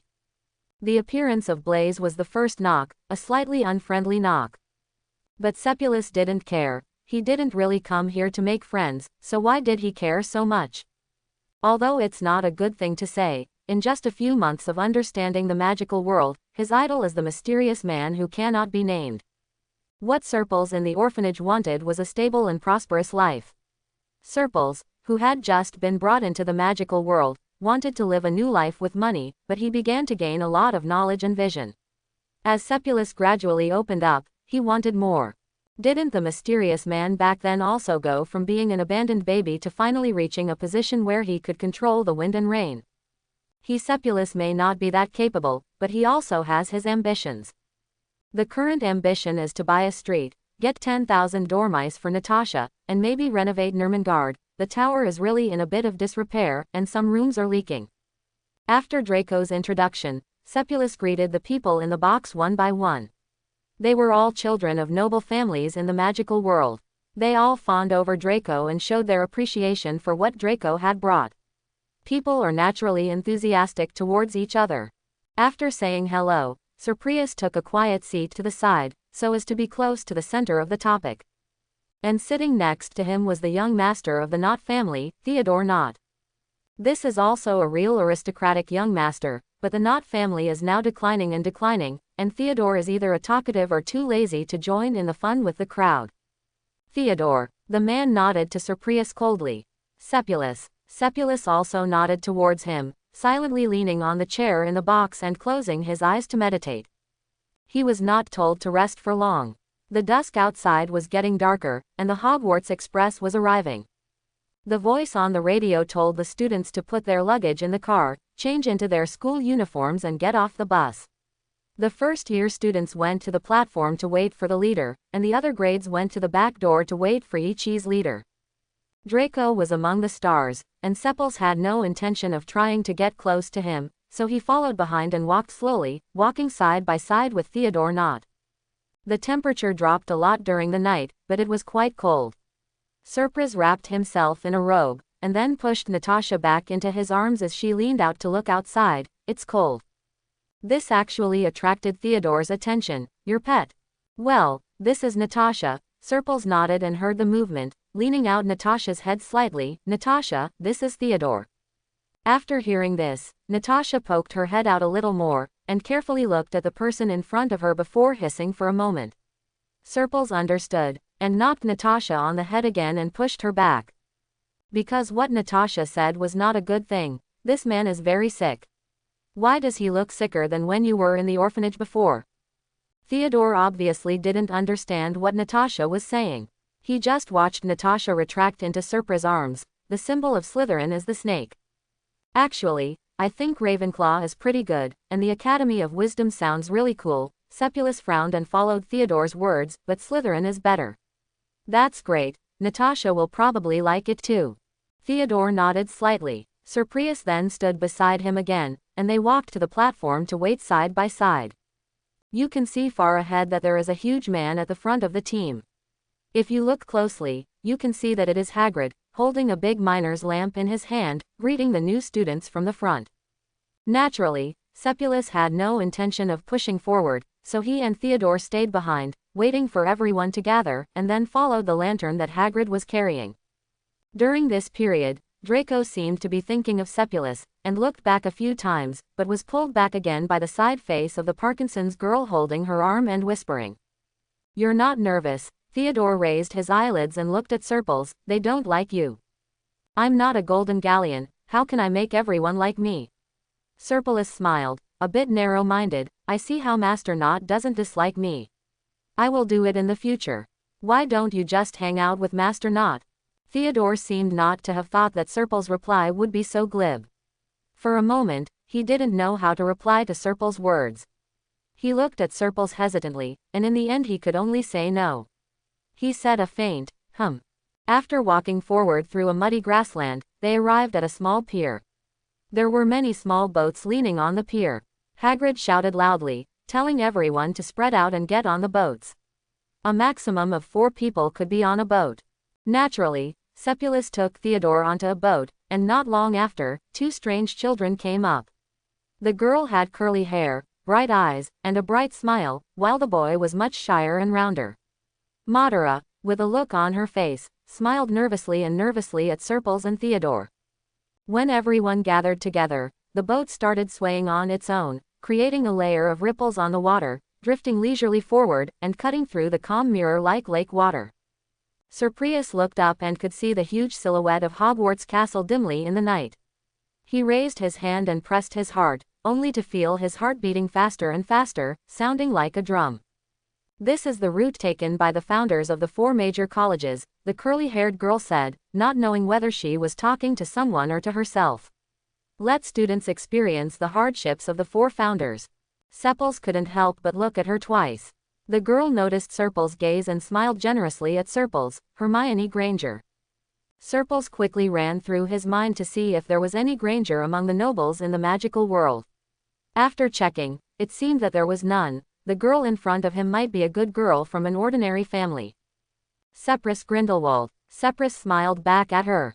Hermione didn't have much of a reaction. She thought he might be a muggle, but the round-faced boy next to Hermione opened his eyes slightly when he heard this. He might be a native of the wizarding world, and Sepils was also generous.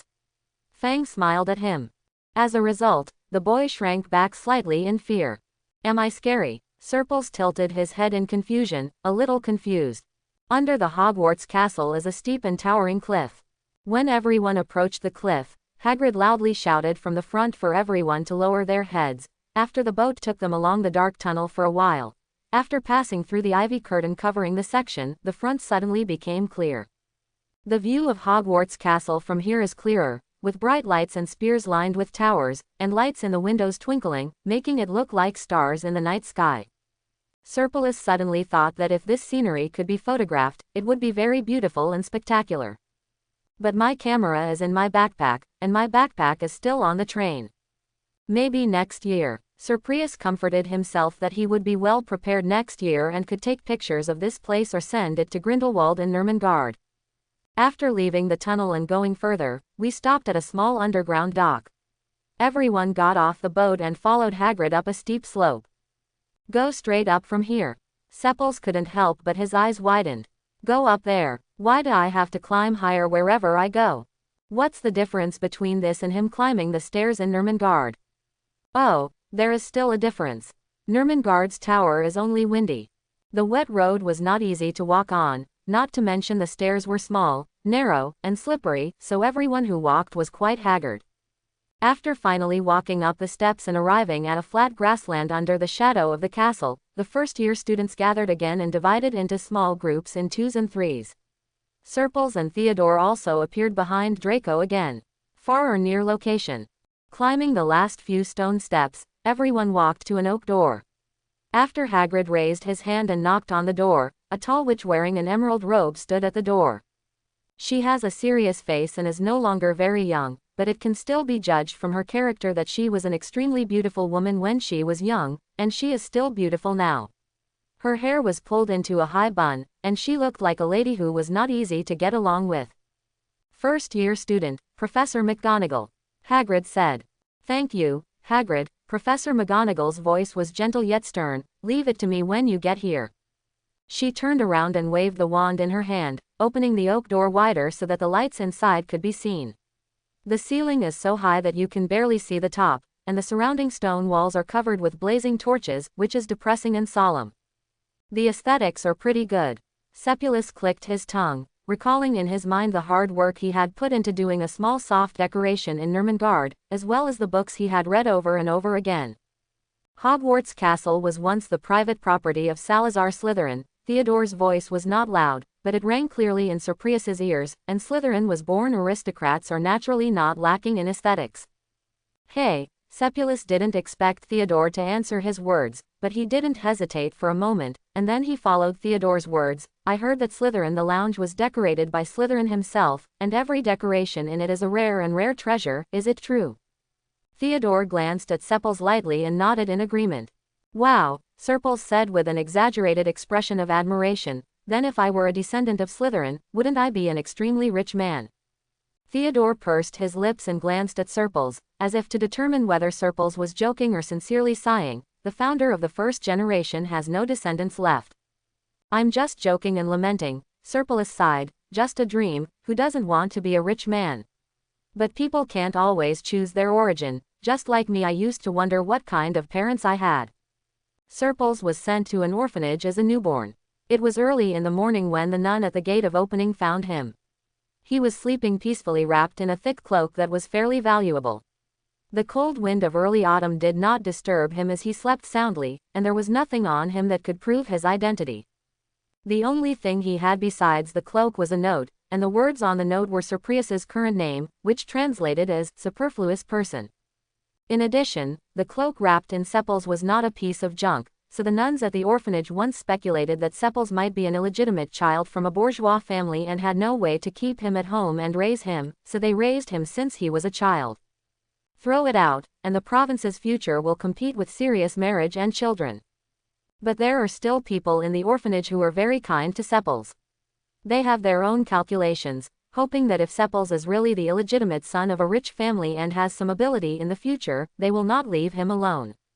Gu has taken care of his orphanage since he was a child.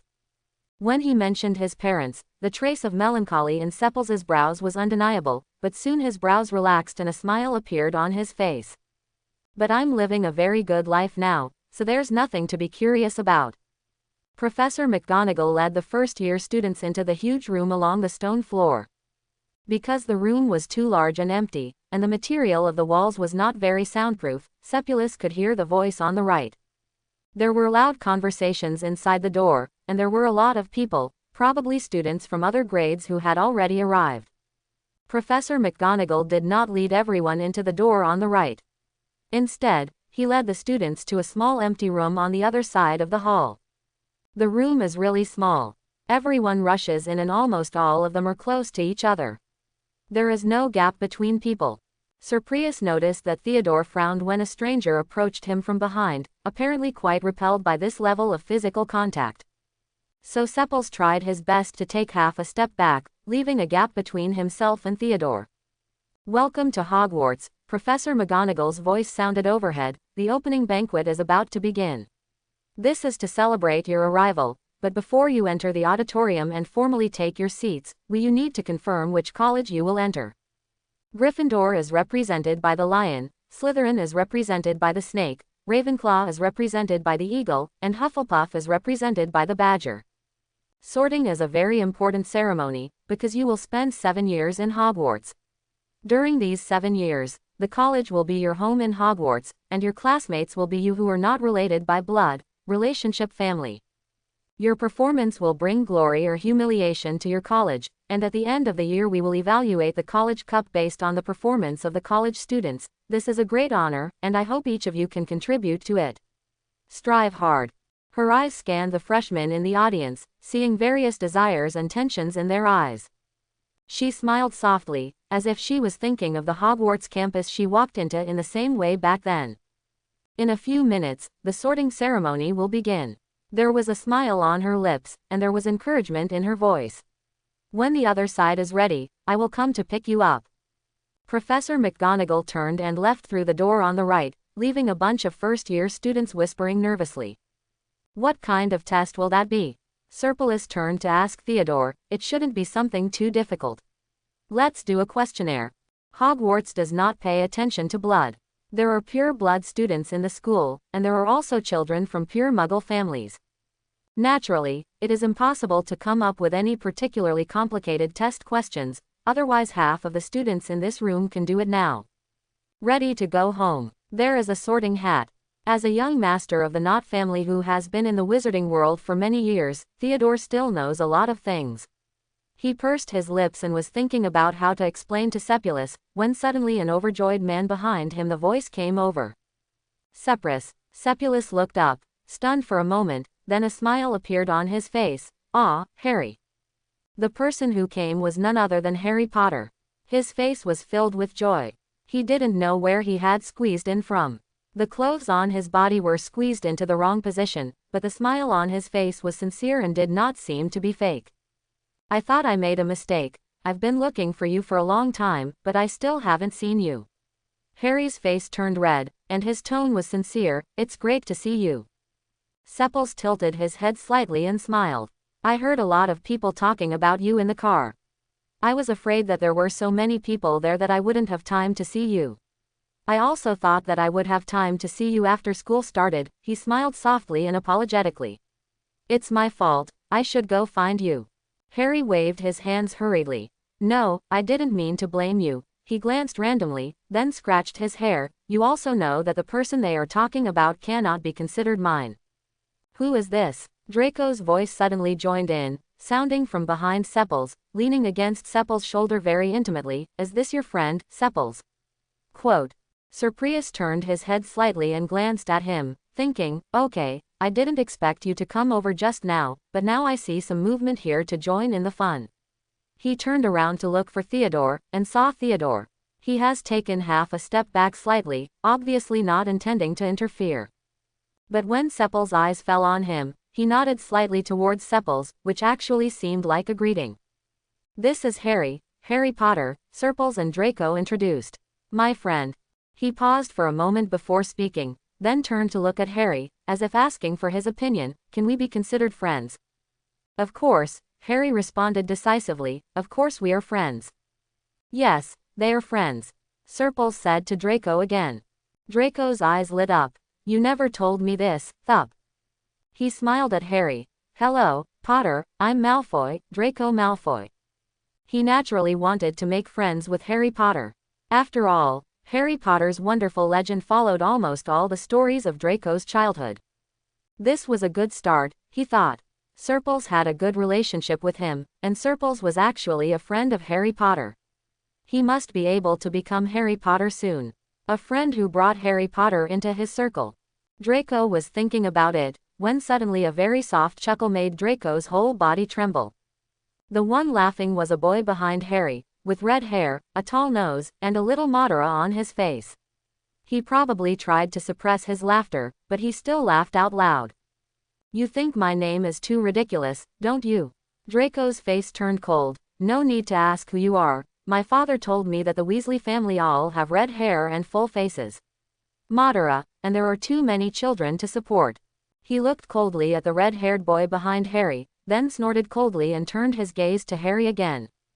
You will soon find that some wizarding families are much better than others, Potter. His voice became colder, losing the gentle smile at the beginning. You make friends with Sepples, this is good, but looking at it now, your vision may still need to be improved. Quote. He stretched out his hand towards Harry. you wouldn't want to make friends with someone else, would you? Harry looked at Draco's outstretched hand hesitantly, and finally he shook his head and took half a step back. I think I have the ability to distinguish, he said cautiously, and I think that maybe you shouldn't be Sepulus's friend. Sepuls blinked on the side. How come I still have something to do with you? Draco's face had darkened, and he seemed to be about to say something, but at this time, Professor McGonagall came back, and she keenly noticed the tension in the atmosphere. Draco and Harry's voices were not very good. It's so small that it can be heard all around. What happened? Asked Professor McGonagall. Draco turned his head and showed a smile. It seemed that nothing happened and nothing unpleasant happened. He just smiled and said, "Nothing happened, Professor." He spoke calmly, as if nothing had happened, but after Professor McGonagall looked away and spread out the parchment in his hand, he glanced back at Harry. "This is not over yet," he mouthed to Harry, "we'll see." Professor McGonagall arranged the students to line up in a row, then walked out of the room, passed through the foyer, and then passed through a rather luxurious double door and entered an even more luxurious and huge auditorium. Salazar Slytherin is really rich. The moment he saw the auditorium, the only thing left in Seppel's mind was this sigh. He has never seen such a magnificent place. Maybe he has a narrow vision and has never seen anything too good. Students of other ages in the college are already waiting in the auditorium, and they are lined up at 4 long tables before. Thousands of floating candles on the table lit up the auditorium in the air. The candlelight flickered, and the velvety black ceiling was twinkling with starlight. He thought in a daze that a certain book he had read said that the ceilings of Hogwarts were all enchanted. What a great place! Sir Prius' hands tightened under his robes. Do you find it interesting?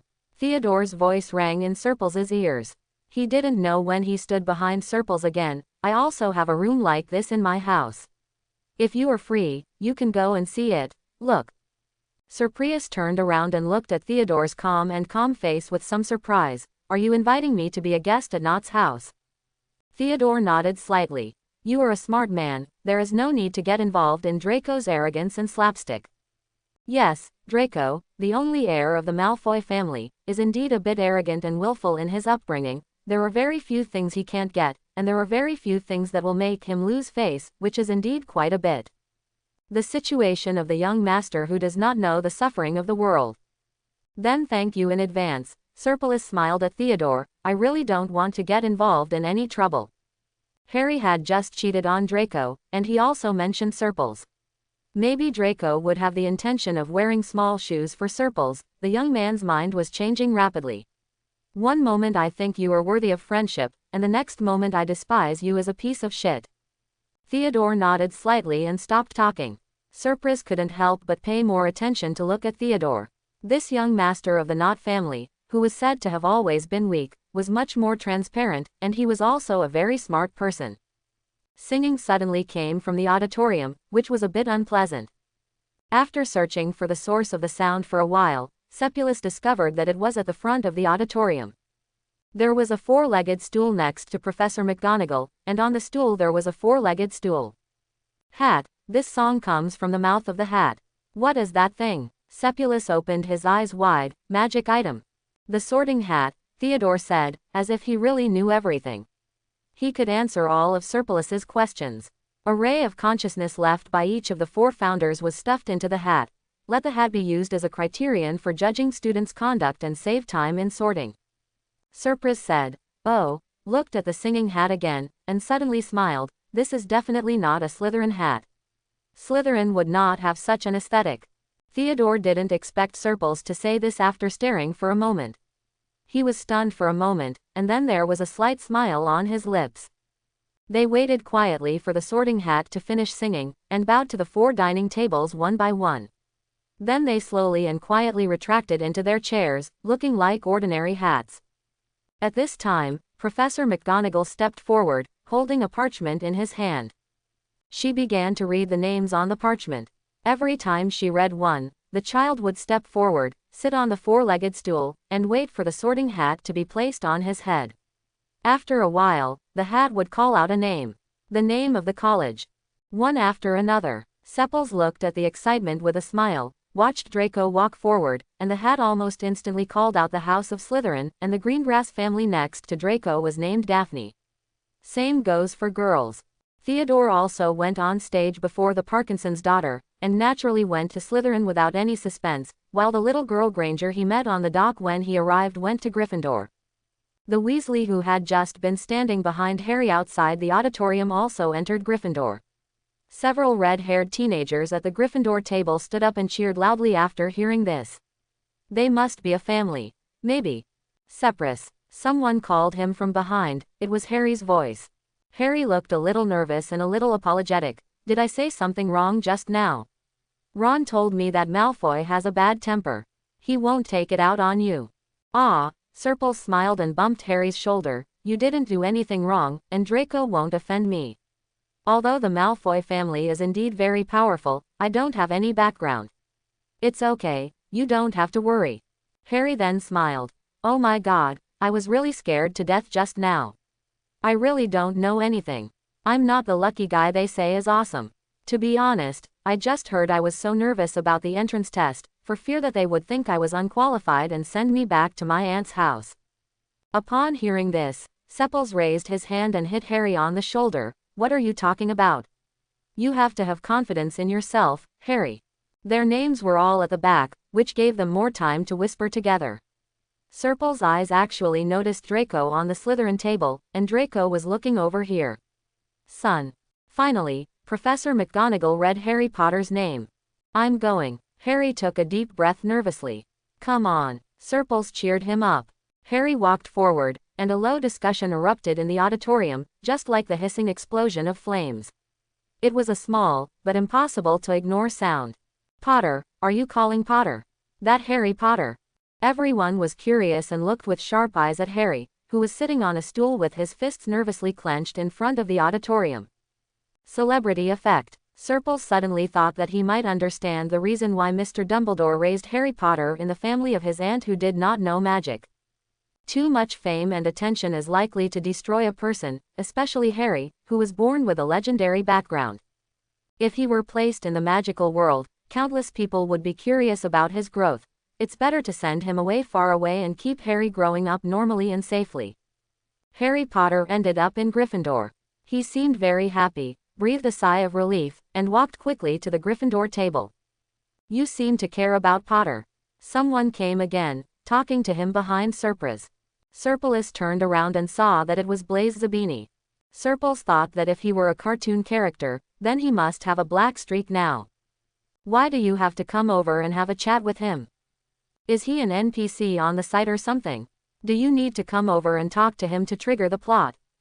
Don't dislike me so much, Blaise said with a smile. I have no choice but to do it. There are only so many positions around Malfoy, and we are not willing to ask people to share their positions.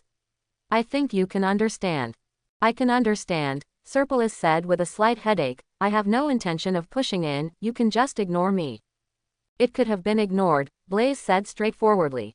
Draco was only interested in you, but not that big, but it's different now. Just based on those few words from Potter, Draco will definitely keep you by his side and try to Potter off. Sepples raised the corner of his mouth coldly. Keep me by your side. You said this as if I was an object. His eyes were cold, and there was still a smile on his face, but the smile did not reach his eyes at all. I have no control over your own affairs, and I don't want to, but the idea is that there's something wrong with you. Sir Prius spoke with the same real meanness and arrogance as Grindelwald. Do you really think I'm a toy that you can manipulate at your own pace? Serpils didn't give Brace a good look. Presumably it was because of his cold attitude, so Brace took the initiative to avoid it. He smiled and told Serpils that he didn't mean it that way and it was just a slip of his tongue. Seppulus just rolled his eyes and thought he was farting. Seeing that Serpils had a cold attitude, Brace didn't insist on saying anything more to Serpils. He smiled slightly and stopped talking. As the number of people whose names were not called became fewer and fewer, the remaining people standing in front of the stage received more and more attention. Finally, Professor McGonagall called out Seppulus's name. Seprus Grindelwald. Once again, one stone stirred up 1,000 waves. Grindelwald. Which Grindelwald? It can't be the descendant of the Dark Lord, didn't it say he had no heirs? Compared to Harry Potter, a guy who has been more or less famous in the wizarding world for many years, the appearance of Serpilus obviously surprised more people. After all, No one would care that much about Dumbledore's private life, let alone know that he took a child from the orphanage and stuffed it into Nurmengard. Does Grindelwald have an illegitimate child outside? Where did this kid come from? Serpels walked up to the stage and sat on the square stool despite everyone's shocked or confused gazes. Professor McGonagall placed the sorting hat on Serpel's head. Darkness fell. Hey, oh, this is really interesting. A strange voice suddenly sounded in Serpels's ears. The voice was small. He has talent, clear goals and ambitions. Oh my god, this is so interesting. Interesting, Serpels said softly. Interesting, so interesting. The voice sounded again, and Serpels knew that it should be the sorting hat talking to him. You were just like him before, but not the same, still different. With whom? Serpels listened to the sorting hat's vague words. You will know, but not now. The sorting hat's voice still sounded in his ears. You will become a great person, and Slytherin will help you move towards glory. I'm really curious, will you? Will follow the same path as him? He did not answer Serpel's words, but paused and shouted his decision quite loudly, Slytherin. Sir Prius took off his hat. He saw the regret and disappointment on Harry's face after the hat was taken off, and he also saw the satisfaction in Draco's eyes on the Slytherin table. Seprus, Draco called his name when he walked to the long Slytherin table and was about to sit down. Come sit here. He smiled brightly at Serpels, with a sincere expression on his face. There was no sign that he had not noticed where Serpels was during the whole process, as if they were really friends who wanted to reconcile. Serpels did not refuse and sat down next to Draco. He also saw Theodore, still in a place not far away but not really far away. So awesome. Sepulus couldn't help but admired in his heart. This sense of distance is really good. Blaise Zabini was the last one to take the stage. After he was sorted into Slytherin, he sat next to Sir Prius. I think the position next to Draco might have been reserved for Draco at first. His is now owned by Sepulus. But after Blaise sat down, he just smiled at Sir Prius without any hint of dissatisfaction. As for the surrounding eyes falling on him, Sepulus pretended that he was blind and couldn't see. When everyone was seated, Professor McGonagall rolled up the parchment, picked up the sorting hat and left. Dumbledore stood up now, looking at all his students with a smile on his face, and applauded. When he sat down, the originally empty plates placed in front of the long table were instantly filled with exquisite snacks. Sir Prius was completely shocked by this luxurious and excessive dinner. Roast meat, roast chicken, pork chops, lamb chops, boiled potatoes, baked potatoes, potato chips, pudding, pasta.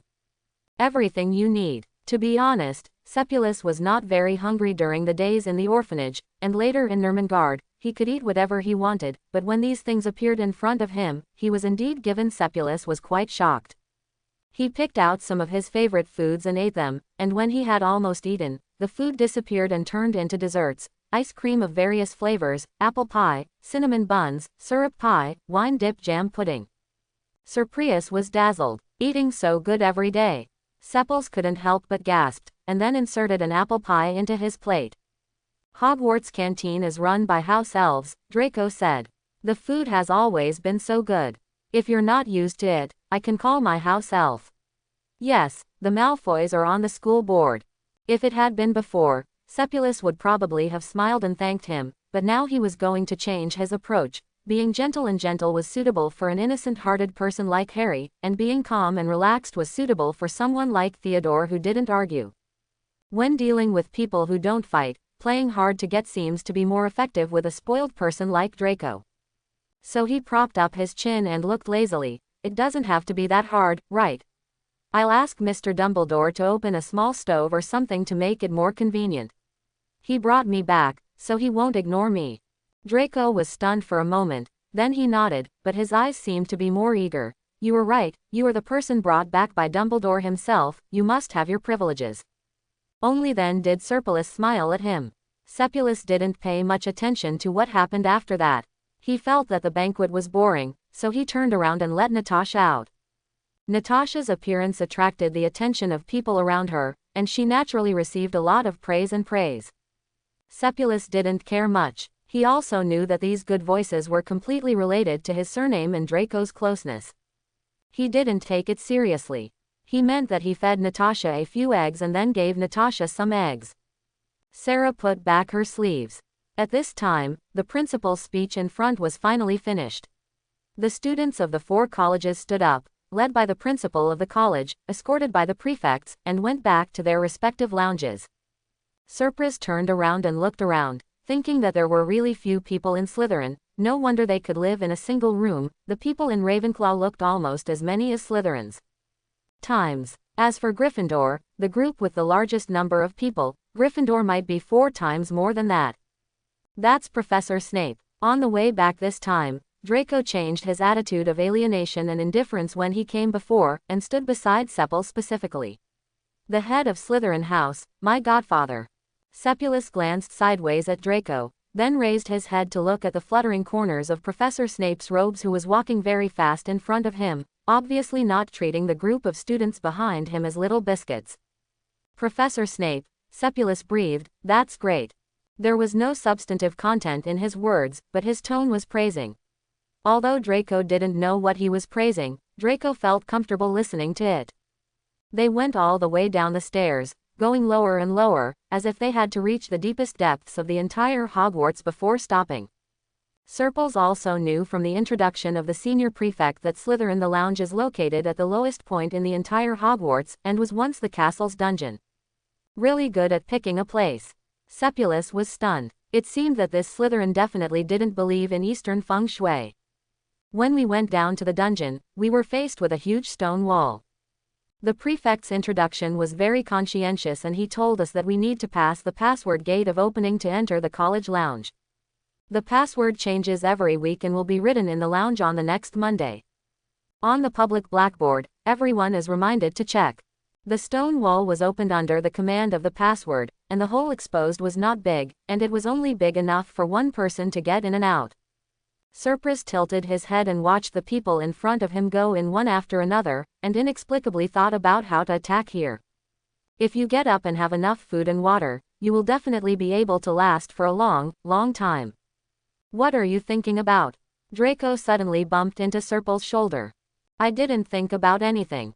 I just thought that I would stay here for 7 years in the future, which is good. Surples shook his head to get the somewhat inexplicable thought out of his mind, and then walked in behind Draco, into the Slytherin common room. In the middle of the lounge, standing was Mr. Snape.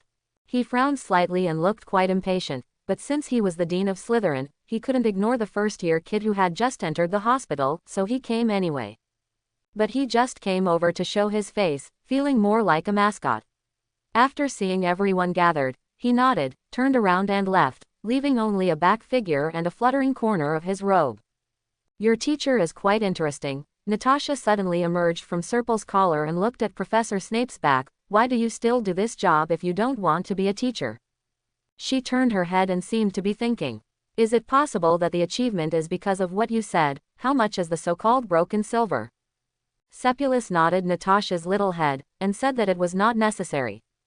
Mr. Snape is a famous potion master. A bottle of potion is a priceless treasure on the market, and countless people have taken advantage of it. I begged Mr. Snape to help me make the medicine. Why did I do it for the salary offered by Hogwarts? Yes, although Hogwarts is the only magic school in the UK, it is still a public school, and teachers' salaries cannot be said to be that high. This should not be enough to ask Mr. Snape to coax the child for this little money. Maybe Principal Dumbledore will give him an extra bonus. Oh, yes, I forgot that you can't reply to me outside. Natasha flicked her tail and landed directly on top of Sepal's head. The tip of her tail hung down in front of Sepal's eyes and dangled. It was dangling, which made Sepulus want to pinch it, but I always feel uncomfortable when I look at your teacher. He might die under the mouth of a snake in the future. Sepulus was stunned for a moment, turned to look at the door to the Slytherin lounge, and then looked back. Perhaps it's your misunderstanding, Surplis said in a low voice. It's not true.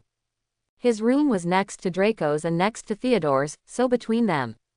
Surprise didn't want to continue greeting the others with a smile, so he excused himself by saying that Natasha was hungry and would bite her if she didn't feed him something to eat, and then went straight into the dormitory, saving a lot of politeness. Talk. Natasha was just angry and dumped him one tail. I just ate 3 eggs at night. Do you think I'm a pig snake? Surprise smiled and promised to buy the best and most expensive incubator for Natasha next time, and then took Natasha off his neck. Natasha would really strangle him when she was angry. Although I knew Natasha wouldn't really strangle him to death, it would still be uncomfortable. After finally taking a break and sitting down, Cepulus slumped on the sofa for a while. Then he got up like a corpse, rummaged through his suitcase, and took out his diary from inside. "You're really scary like this," Natasha said with a snake-like expression on her face. "I don't know, I thought you were just dug out of the graveyard. How fresh it is." Diary, how can a diary be called a diary?" Serpil snorted and half-deadly took out a gel pen from his bag. To be honest, the magical world sometimes makes him feel that it is not as good as the Muggle world. Dipping a quill in ink is really troublesome. Hey, if you don't dip the quill in water well, the thickness of the letters will be affected, not to mention the thickness. It's not convenient at all to just stuff the ink bottle twice, right? It's better to have gel pens that cost a lot of money and can be replaced after writing without any trouble at all. He yawned and put the pen down on his diary. August 31st, sunny weather. A lot of things happened today, and I met a lot of new people, a lot of which were annoying. The only one who was pretty good was the young master of the Knot family. I think if it weren't for the fact that the Knot family is now so depleted, he wouldn't be in good health either. Okay, it will definitely make a difference. Hogwarts is a wonderful place. I also saw a ghost here, but I didn't go to say hello to him today. Maybe I'll save it for the next time we meet. This makes me look forward to what kind of place Durmstrang will be. When I was being sorted, the sorting hat kept making charades in a foggy manner when talking to me, but he kept saying that I was very similar to the same person. I want to know who this person is. Maybe I can still find my origin at Hogwarts. Maybe my parents are wizards and also studied at Hogwarts. I'm still curious. I want to know more and more everything. He was writing, slightly in a trance, and his hand unconsciously slid on the title page of the diary. However, he never thought that if he was not careful, the sharp page cut his fingertips, and blood flowed out along the cut, staining it. On the diary, I fainted. Serpilus immediately stood up and went to find paper in his bag to wipe with. However, when he just took out a tissue from the suitcase and looked up, he saw Natasha arching her back, as if she was about to attack. Sepils tilted his head nervously and stiffly, and from the corner of his eye, he saw a pale milky white figure standing in front of his desk, with his head slightly lowered, reading the diary he had just written down. Cepulus nervously took a few steps back, his hand already on his wand. Wow, when was that ghost over there? Isn't it said that ghosts are obsessed with people too much and will linger in the place where he died? Why are you in the dormitory? Has anyone died in this dormitory?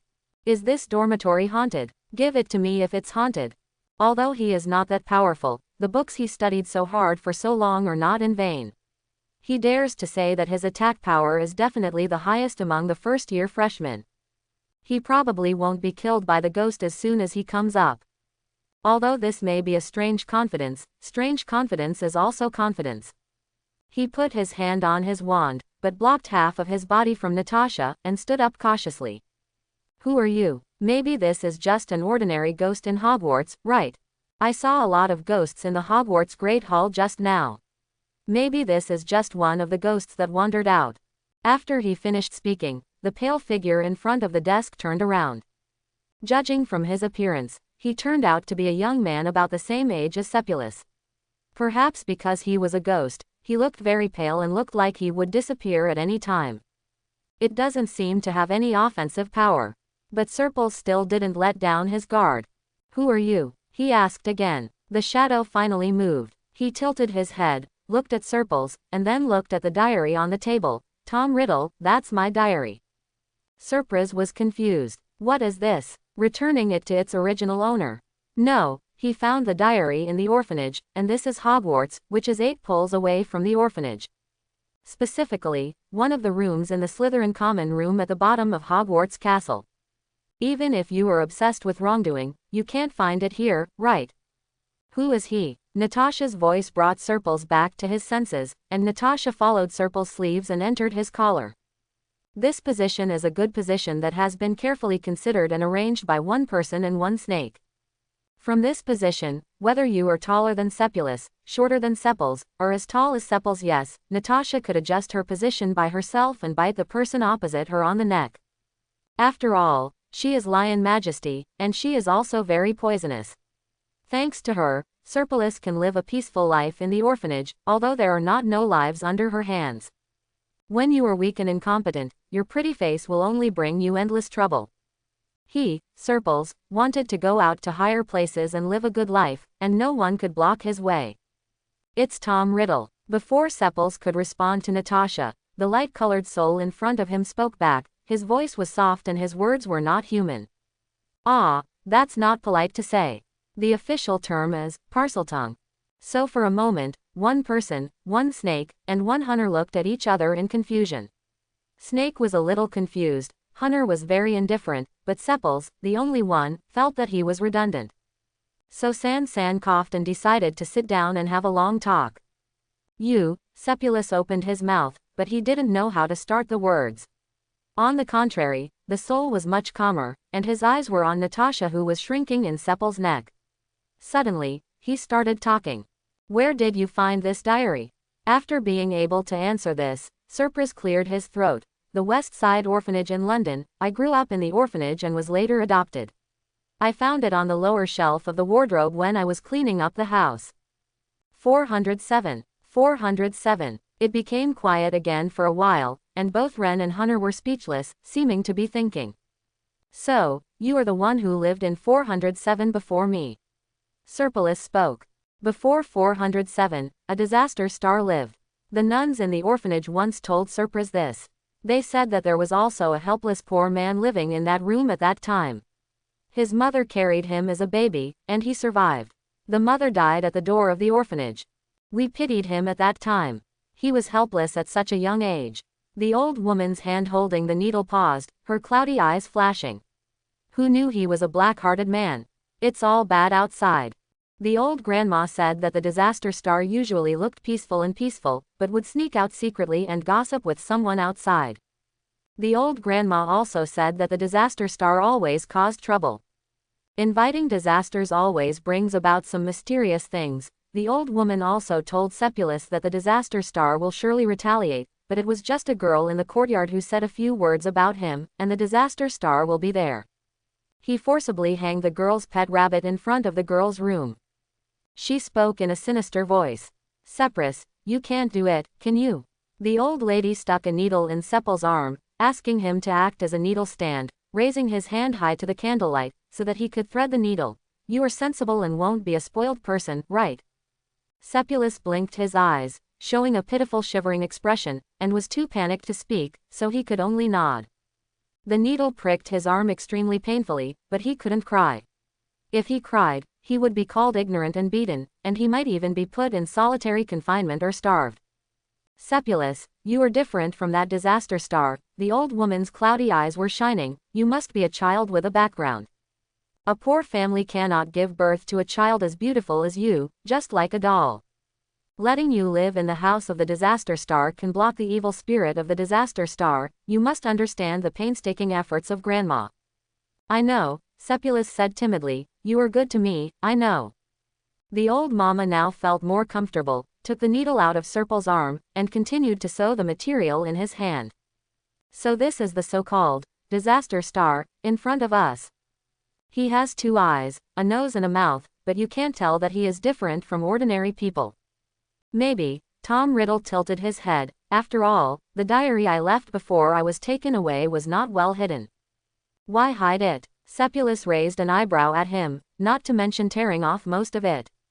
Because it's not pleasant at all. Tom's face darkened. How did you get here from the orphanage? Mr. Dumbledore took me. There was nothing that should be hidden.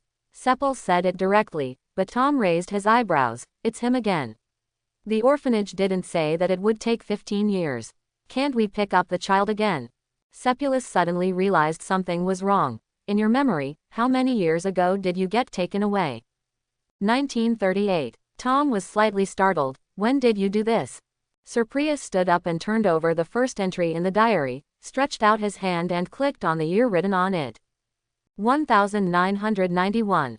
This is more than 1.5 stars off. Sir Prius stayed up all night. There's nothing I can do about it. My diary has become a masterpiece, and anyone else might be a bit sleepy.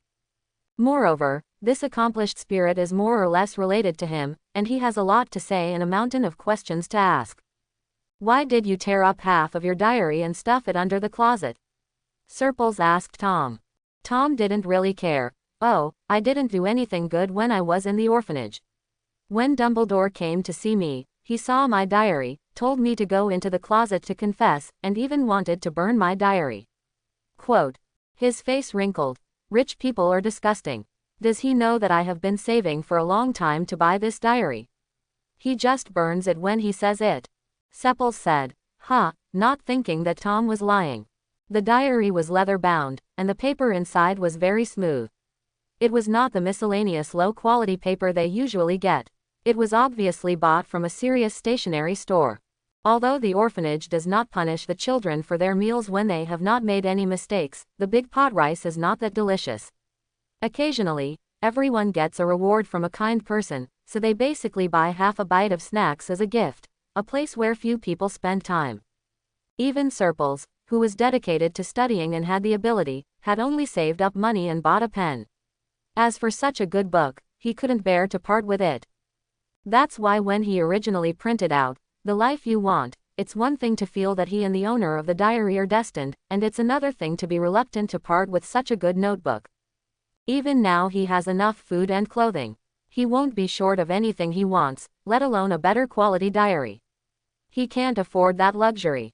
When people become rich from poverty, they don't know where to spend their money. How was your life in the orphanage? This question was asked by Tom. It's just average, neither good nor bad. Surprise looked at Tom. It's also because of the rumors about you. I know that in the orphanage, there is neither good nor bad. You are living a good life, so I don't have to worry about food and clothing if I am among them. He sighed. How did you appear here, do you know? I don't know. Tom shook his head.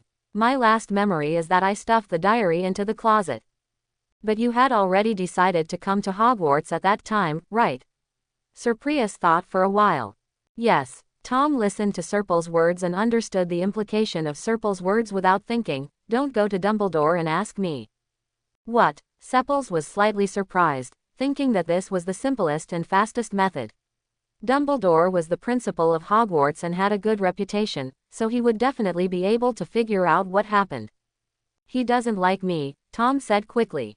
Sepulus paused and suddenly said, Oh, it can't be because of the rabbit you hanged, right? Not only that, Tom raised his eyes and suddenly laughed. I also took advantage of the camping trip at the orphanage to lure two idiots who didn't like me to the edge of the cliff and fell to their death.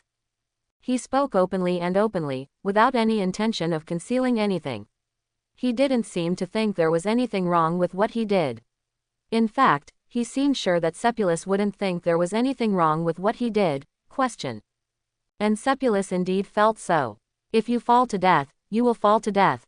Sepulus waved his hand. I have heard what Aunt Sphinx said about you, and they would only be worse when they were around you at the time. They just inadvertently, after seeing Natasha in my room, she almost had me locked up in a solitary cell until I starved to death.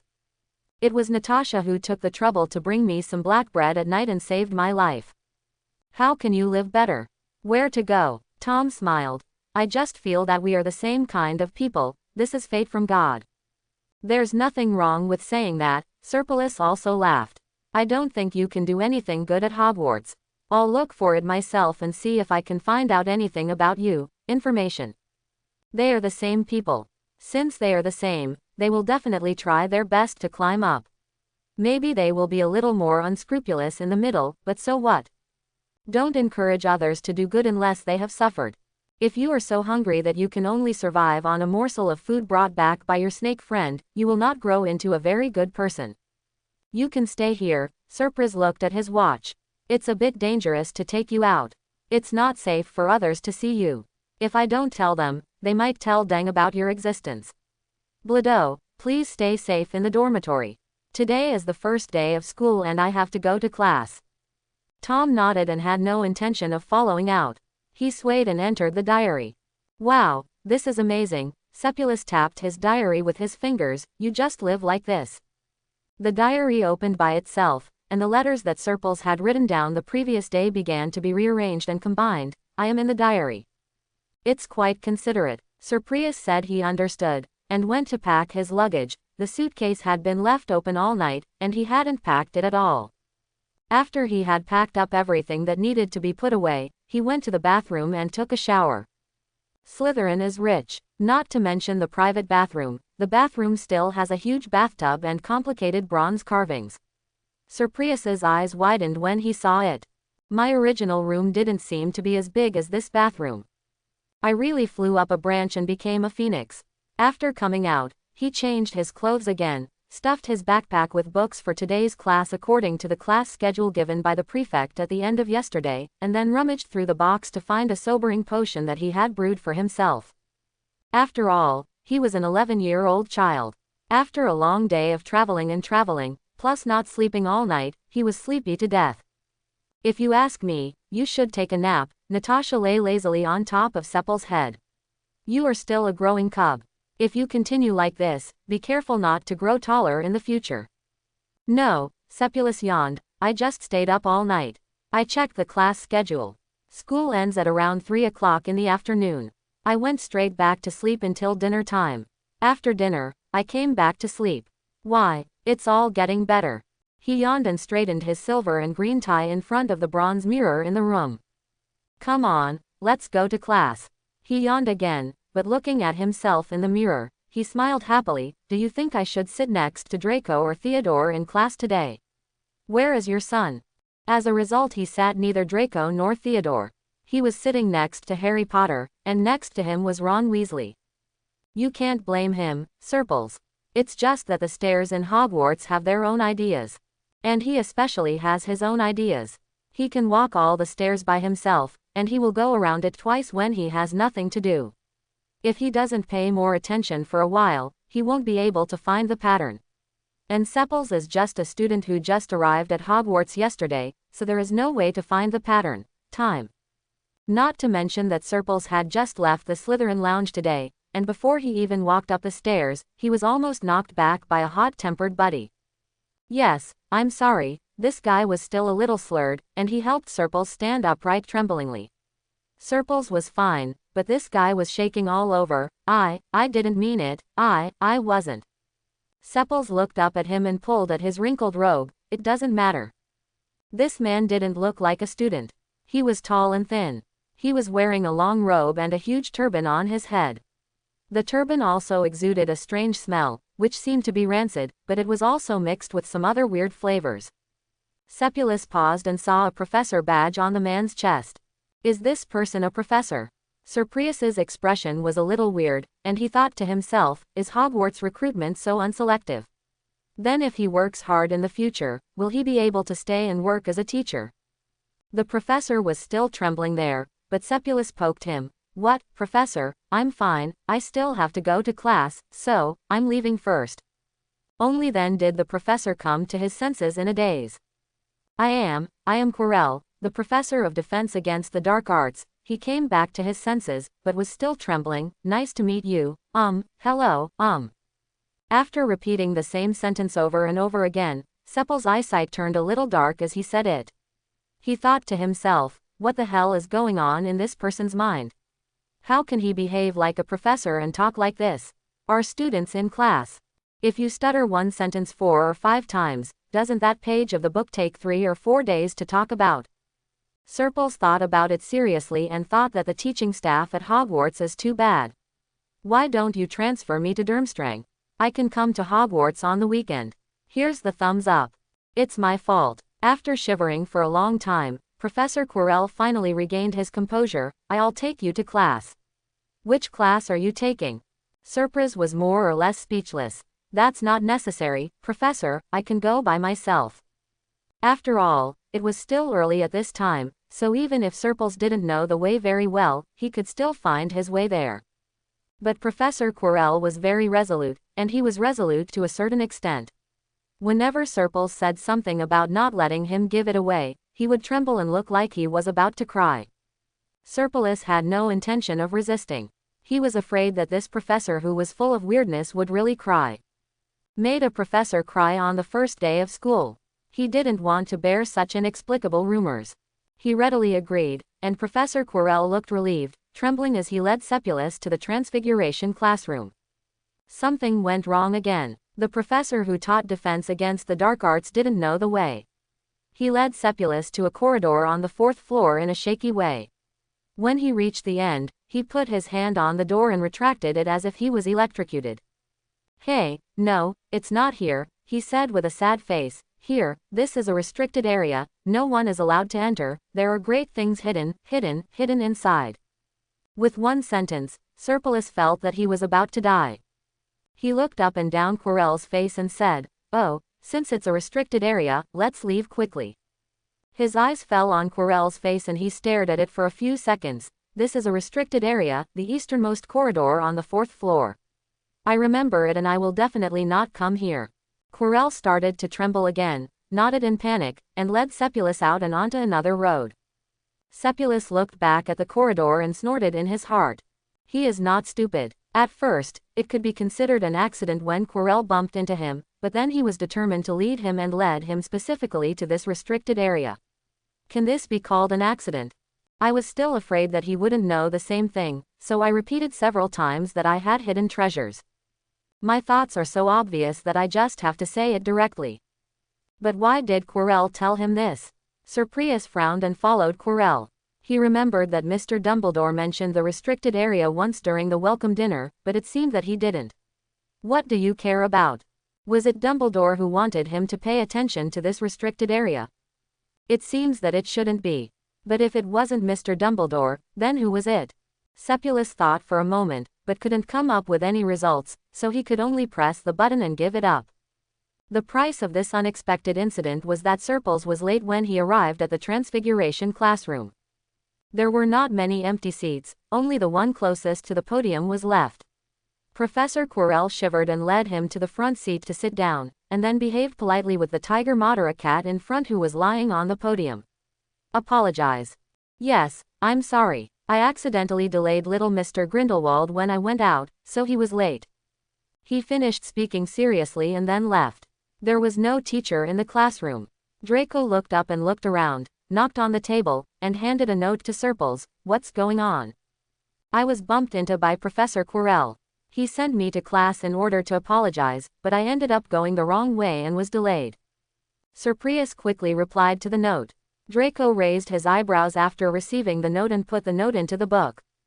Sepulus knew how Draco would understand it, it was just that the professors at Hogwarts treated Sepulus differently. In the final analysis, it's still a matter of who chooses the dishes. Harry and Ron came in after Sepulus. They must have been running over, panting and holding books. Ron was holding on to the door frame, and Harry was holding on to his knees and gasping for air. Ron Weasley leaned on the door frame and looked inside. He was relieved when he saw that the students were all studying by themselves and there was no teacher around. He turned to look at Harry. "We are lucky, Harry, the teacher hasn't come yet, and we are not late." Halfway through his words, he saw Harry's eyes widen, his hands no longer supporting his knees, and he stood up straight. Oh, no wonder Professor Quirrell came over to explain the situation to the cat. Sepulus propped his chin and turned to the next page of the book. Professor McGonagall, the Transfiguration teacher at Hogwarts, is an animagus. She is the Tiger Madara cat. How do you feel when you watch the cat in front of you turn into a human? Sepulus didn't know, but Sepulus felt that Harry and Ron must have felt deeply. Because the cat not only turned into a human, but also turned into their selfless dean. In fact, it's quite good. The head of Gryffindor is selfless and can turn into a cat. Oh, if Professor McGonagall hadn't threatened to turn them into alarm clocks, maybe they would have felt good about it. "It's not that I didn't get up," Ron retorted, "it's that I got lost." Then it becomes a map. Professor McGonagall raised an eyebrow. No, we will definitely remember the way," Ron defended with his eyes widened, "there won't be a next time." Then the class officially started. Professor McGonagall is a very serious witch, but she is very fair and completely unbiased. She deducted 5 points from Harry and Ron each for being late in the morning, but when Sepulus shined with ease in her Transfiguration class, when it came time, she was not stingy about giving extra points to Sepulus. "You have great potential, Professor McGonagall praised generously and without any hesitation. If you are willing, you can come to me after class. With your talent in transformation, you may become the youngest person in the history of magic. Maybe Animagus. This is a very high honor, but none of the students present felt that Professor McGonagall was exaggerating. After all, this is the first class, and the task assigned by Professor McGonagall is just to make one end of the match pointy in preparation for turning it into a needle next time. Not only did Serpulus turn the match directly into a needle in just 10 minutes, he also carved patterns on the needle. Professor McGonagall asked him what he was doing. He blinked and said that he had finished changing needles and had nothing to do. Professor McGonagall was silent for a moment after seeing the already perfect needle, and then gave Sepples a button and told Sepples to add patterns to the button, and Sepples would return the button when class was over. When Professor McGonagall was there was an embossed little snake on the button. "It's Natasha." Sepples pointed to the button and then to the little snake on his shoulder. "I thought of it after her appearance." Professor McGonagall even directly asked Seppulus to take classes with the third-grade students, and he did not need to audit the first-grade classes. Serpulus graciously agreed. After class, I followed Professor McGonagall to Principal Dumbledore's office to approve notes. There is a large and beautiful sculpture at the door of the principal's office. It has the same routine as the Slytherin lounge. You have to give the password before you can enter. Serpulus thought that the passwords in the Slytherin lounge were all so high-end. This week's password was Glory, and the password in the principal's office would not be much worse. As a result, Professor McGonagall cleared her throat. Lemon Olaf. Seppulus. Okay, it's really about playing cards that don't follow the routine. After the password is correct, the sculpture at the door will rotate, then take a step back and sink out of a staircase. Go up the stairs and inside is the principal's office. Professor McGonagall arranged Serpulus to stay in the foyer slightly outside, and then she went up a few steps to find Principal Dumbledore. Serpulus sat on the sofa in the foyer and swung his legs. Looking up, he could see many portraits above his head. These were all the past principals of Hogwarts School. Now they seemed to be sleeping in the portraits. Professor McGonagall came back soon, and the parchment in his hand was already signed. She must be a true lover. Her serious face looked a little tender when she looked at Serpulus. The principal has something to say to you, please come over. Then he seemed uneasy and asked more worriedly, can you find the way back soon? Don't worry so much, Minerva. Dumbledore's voice suddenly sounded from a little above. I will send him there. Professor McGonagall nodded, took the parchment and turned away. Serpulus blinked and went up the stairs to see Mr. Dumbledore. Speaking of which, ever since Dumbledore picked him up from the orphanage and took him to Nurmengard, the last time he saw him was at the welcome dinner yesterday. However, we had only seen him during the welcome dinner, and it was true that Dumbledore had not even paid attention to Serpulus. After paying attention for a while, Serpulus found that Dumbledore's eyes were basically focused on Harry Potter. Special body. Today's meeting is the first time since Seppulus left the orphanage and officially entered the magical world. Principal. Serpulus wasn't sure what to call him, so he spoke politely. Don't be so restrained. Dumbledore was still as kind as when he first met him. Sit down and say. He pointed to the small sofa in front of his desk. Seppulus didn't show any courtesy to him and sat down directly. Dumbledore looked very happy to see him sitting down. He rummaged behind his desk for a while and pulled out 2 ice cream sticks. Try it. Dumbledore's eyes were full of smiles. Lemon Olaf, my favorite sweet. Seppulus was stunned for a moment before he said, thank you, Principal. He was stuck for a moment. Is lemon sorbet actually made from ice cream? And Principal, you look really old. If you eat sweets, it's still ice cream. Are your teeth and your physical health okay? But this was not something that Serpulus should be curious about, nor something that he should worry about, so he just pursed his lips and silently took a bite of the ice cream. Ah, it is indeed delicious. Minerva just came to me and complimented me on your talent for transformation. Dumbledore also took an ice cream and sat on his chair. You are really similar to him. Seppulus tilted his head, as if confused. Who? A very good student, Dumbledore said. His name is Tom Riddle. Seppulus was stunned. What's going on? You can't find anything even after you've worn iron shoes, and it takes no effort at all to get there. Before I even asked, the principal came to me and confessed. But he didn't answer immediately. Instead, he looked like he was thinking, and after thinking for a while, he said, I have an impression of this name. The orphanage I was in seemed to have had a brother named Riddle before. Quote. He spoke very slowly and was really thinking. But that seems to have been a long, long time ago. He is not mentioned in the orphanage. He is mentioned occasionally, and it is when Grandma is not in a good mood. He raised his eyes to see Dumbledore's expression. They all call him that. Brother Riddle is called the Disaster Star. I hope everyone will support it and subscribe more.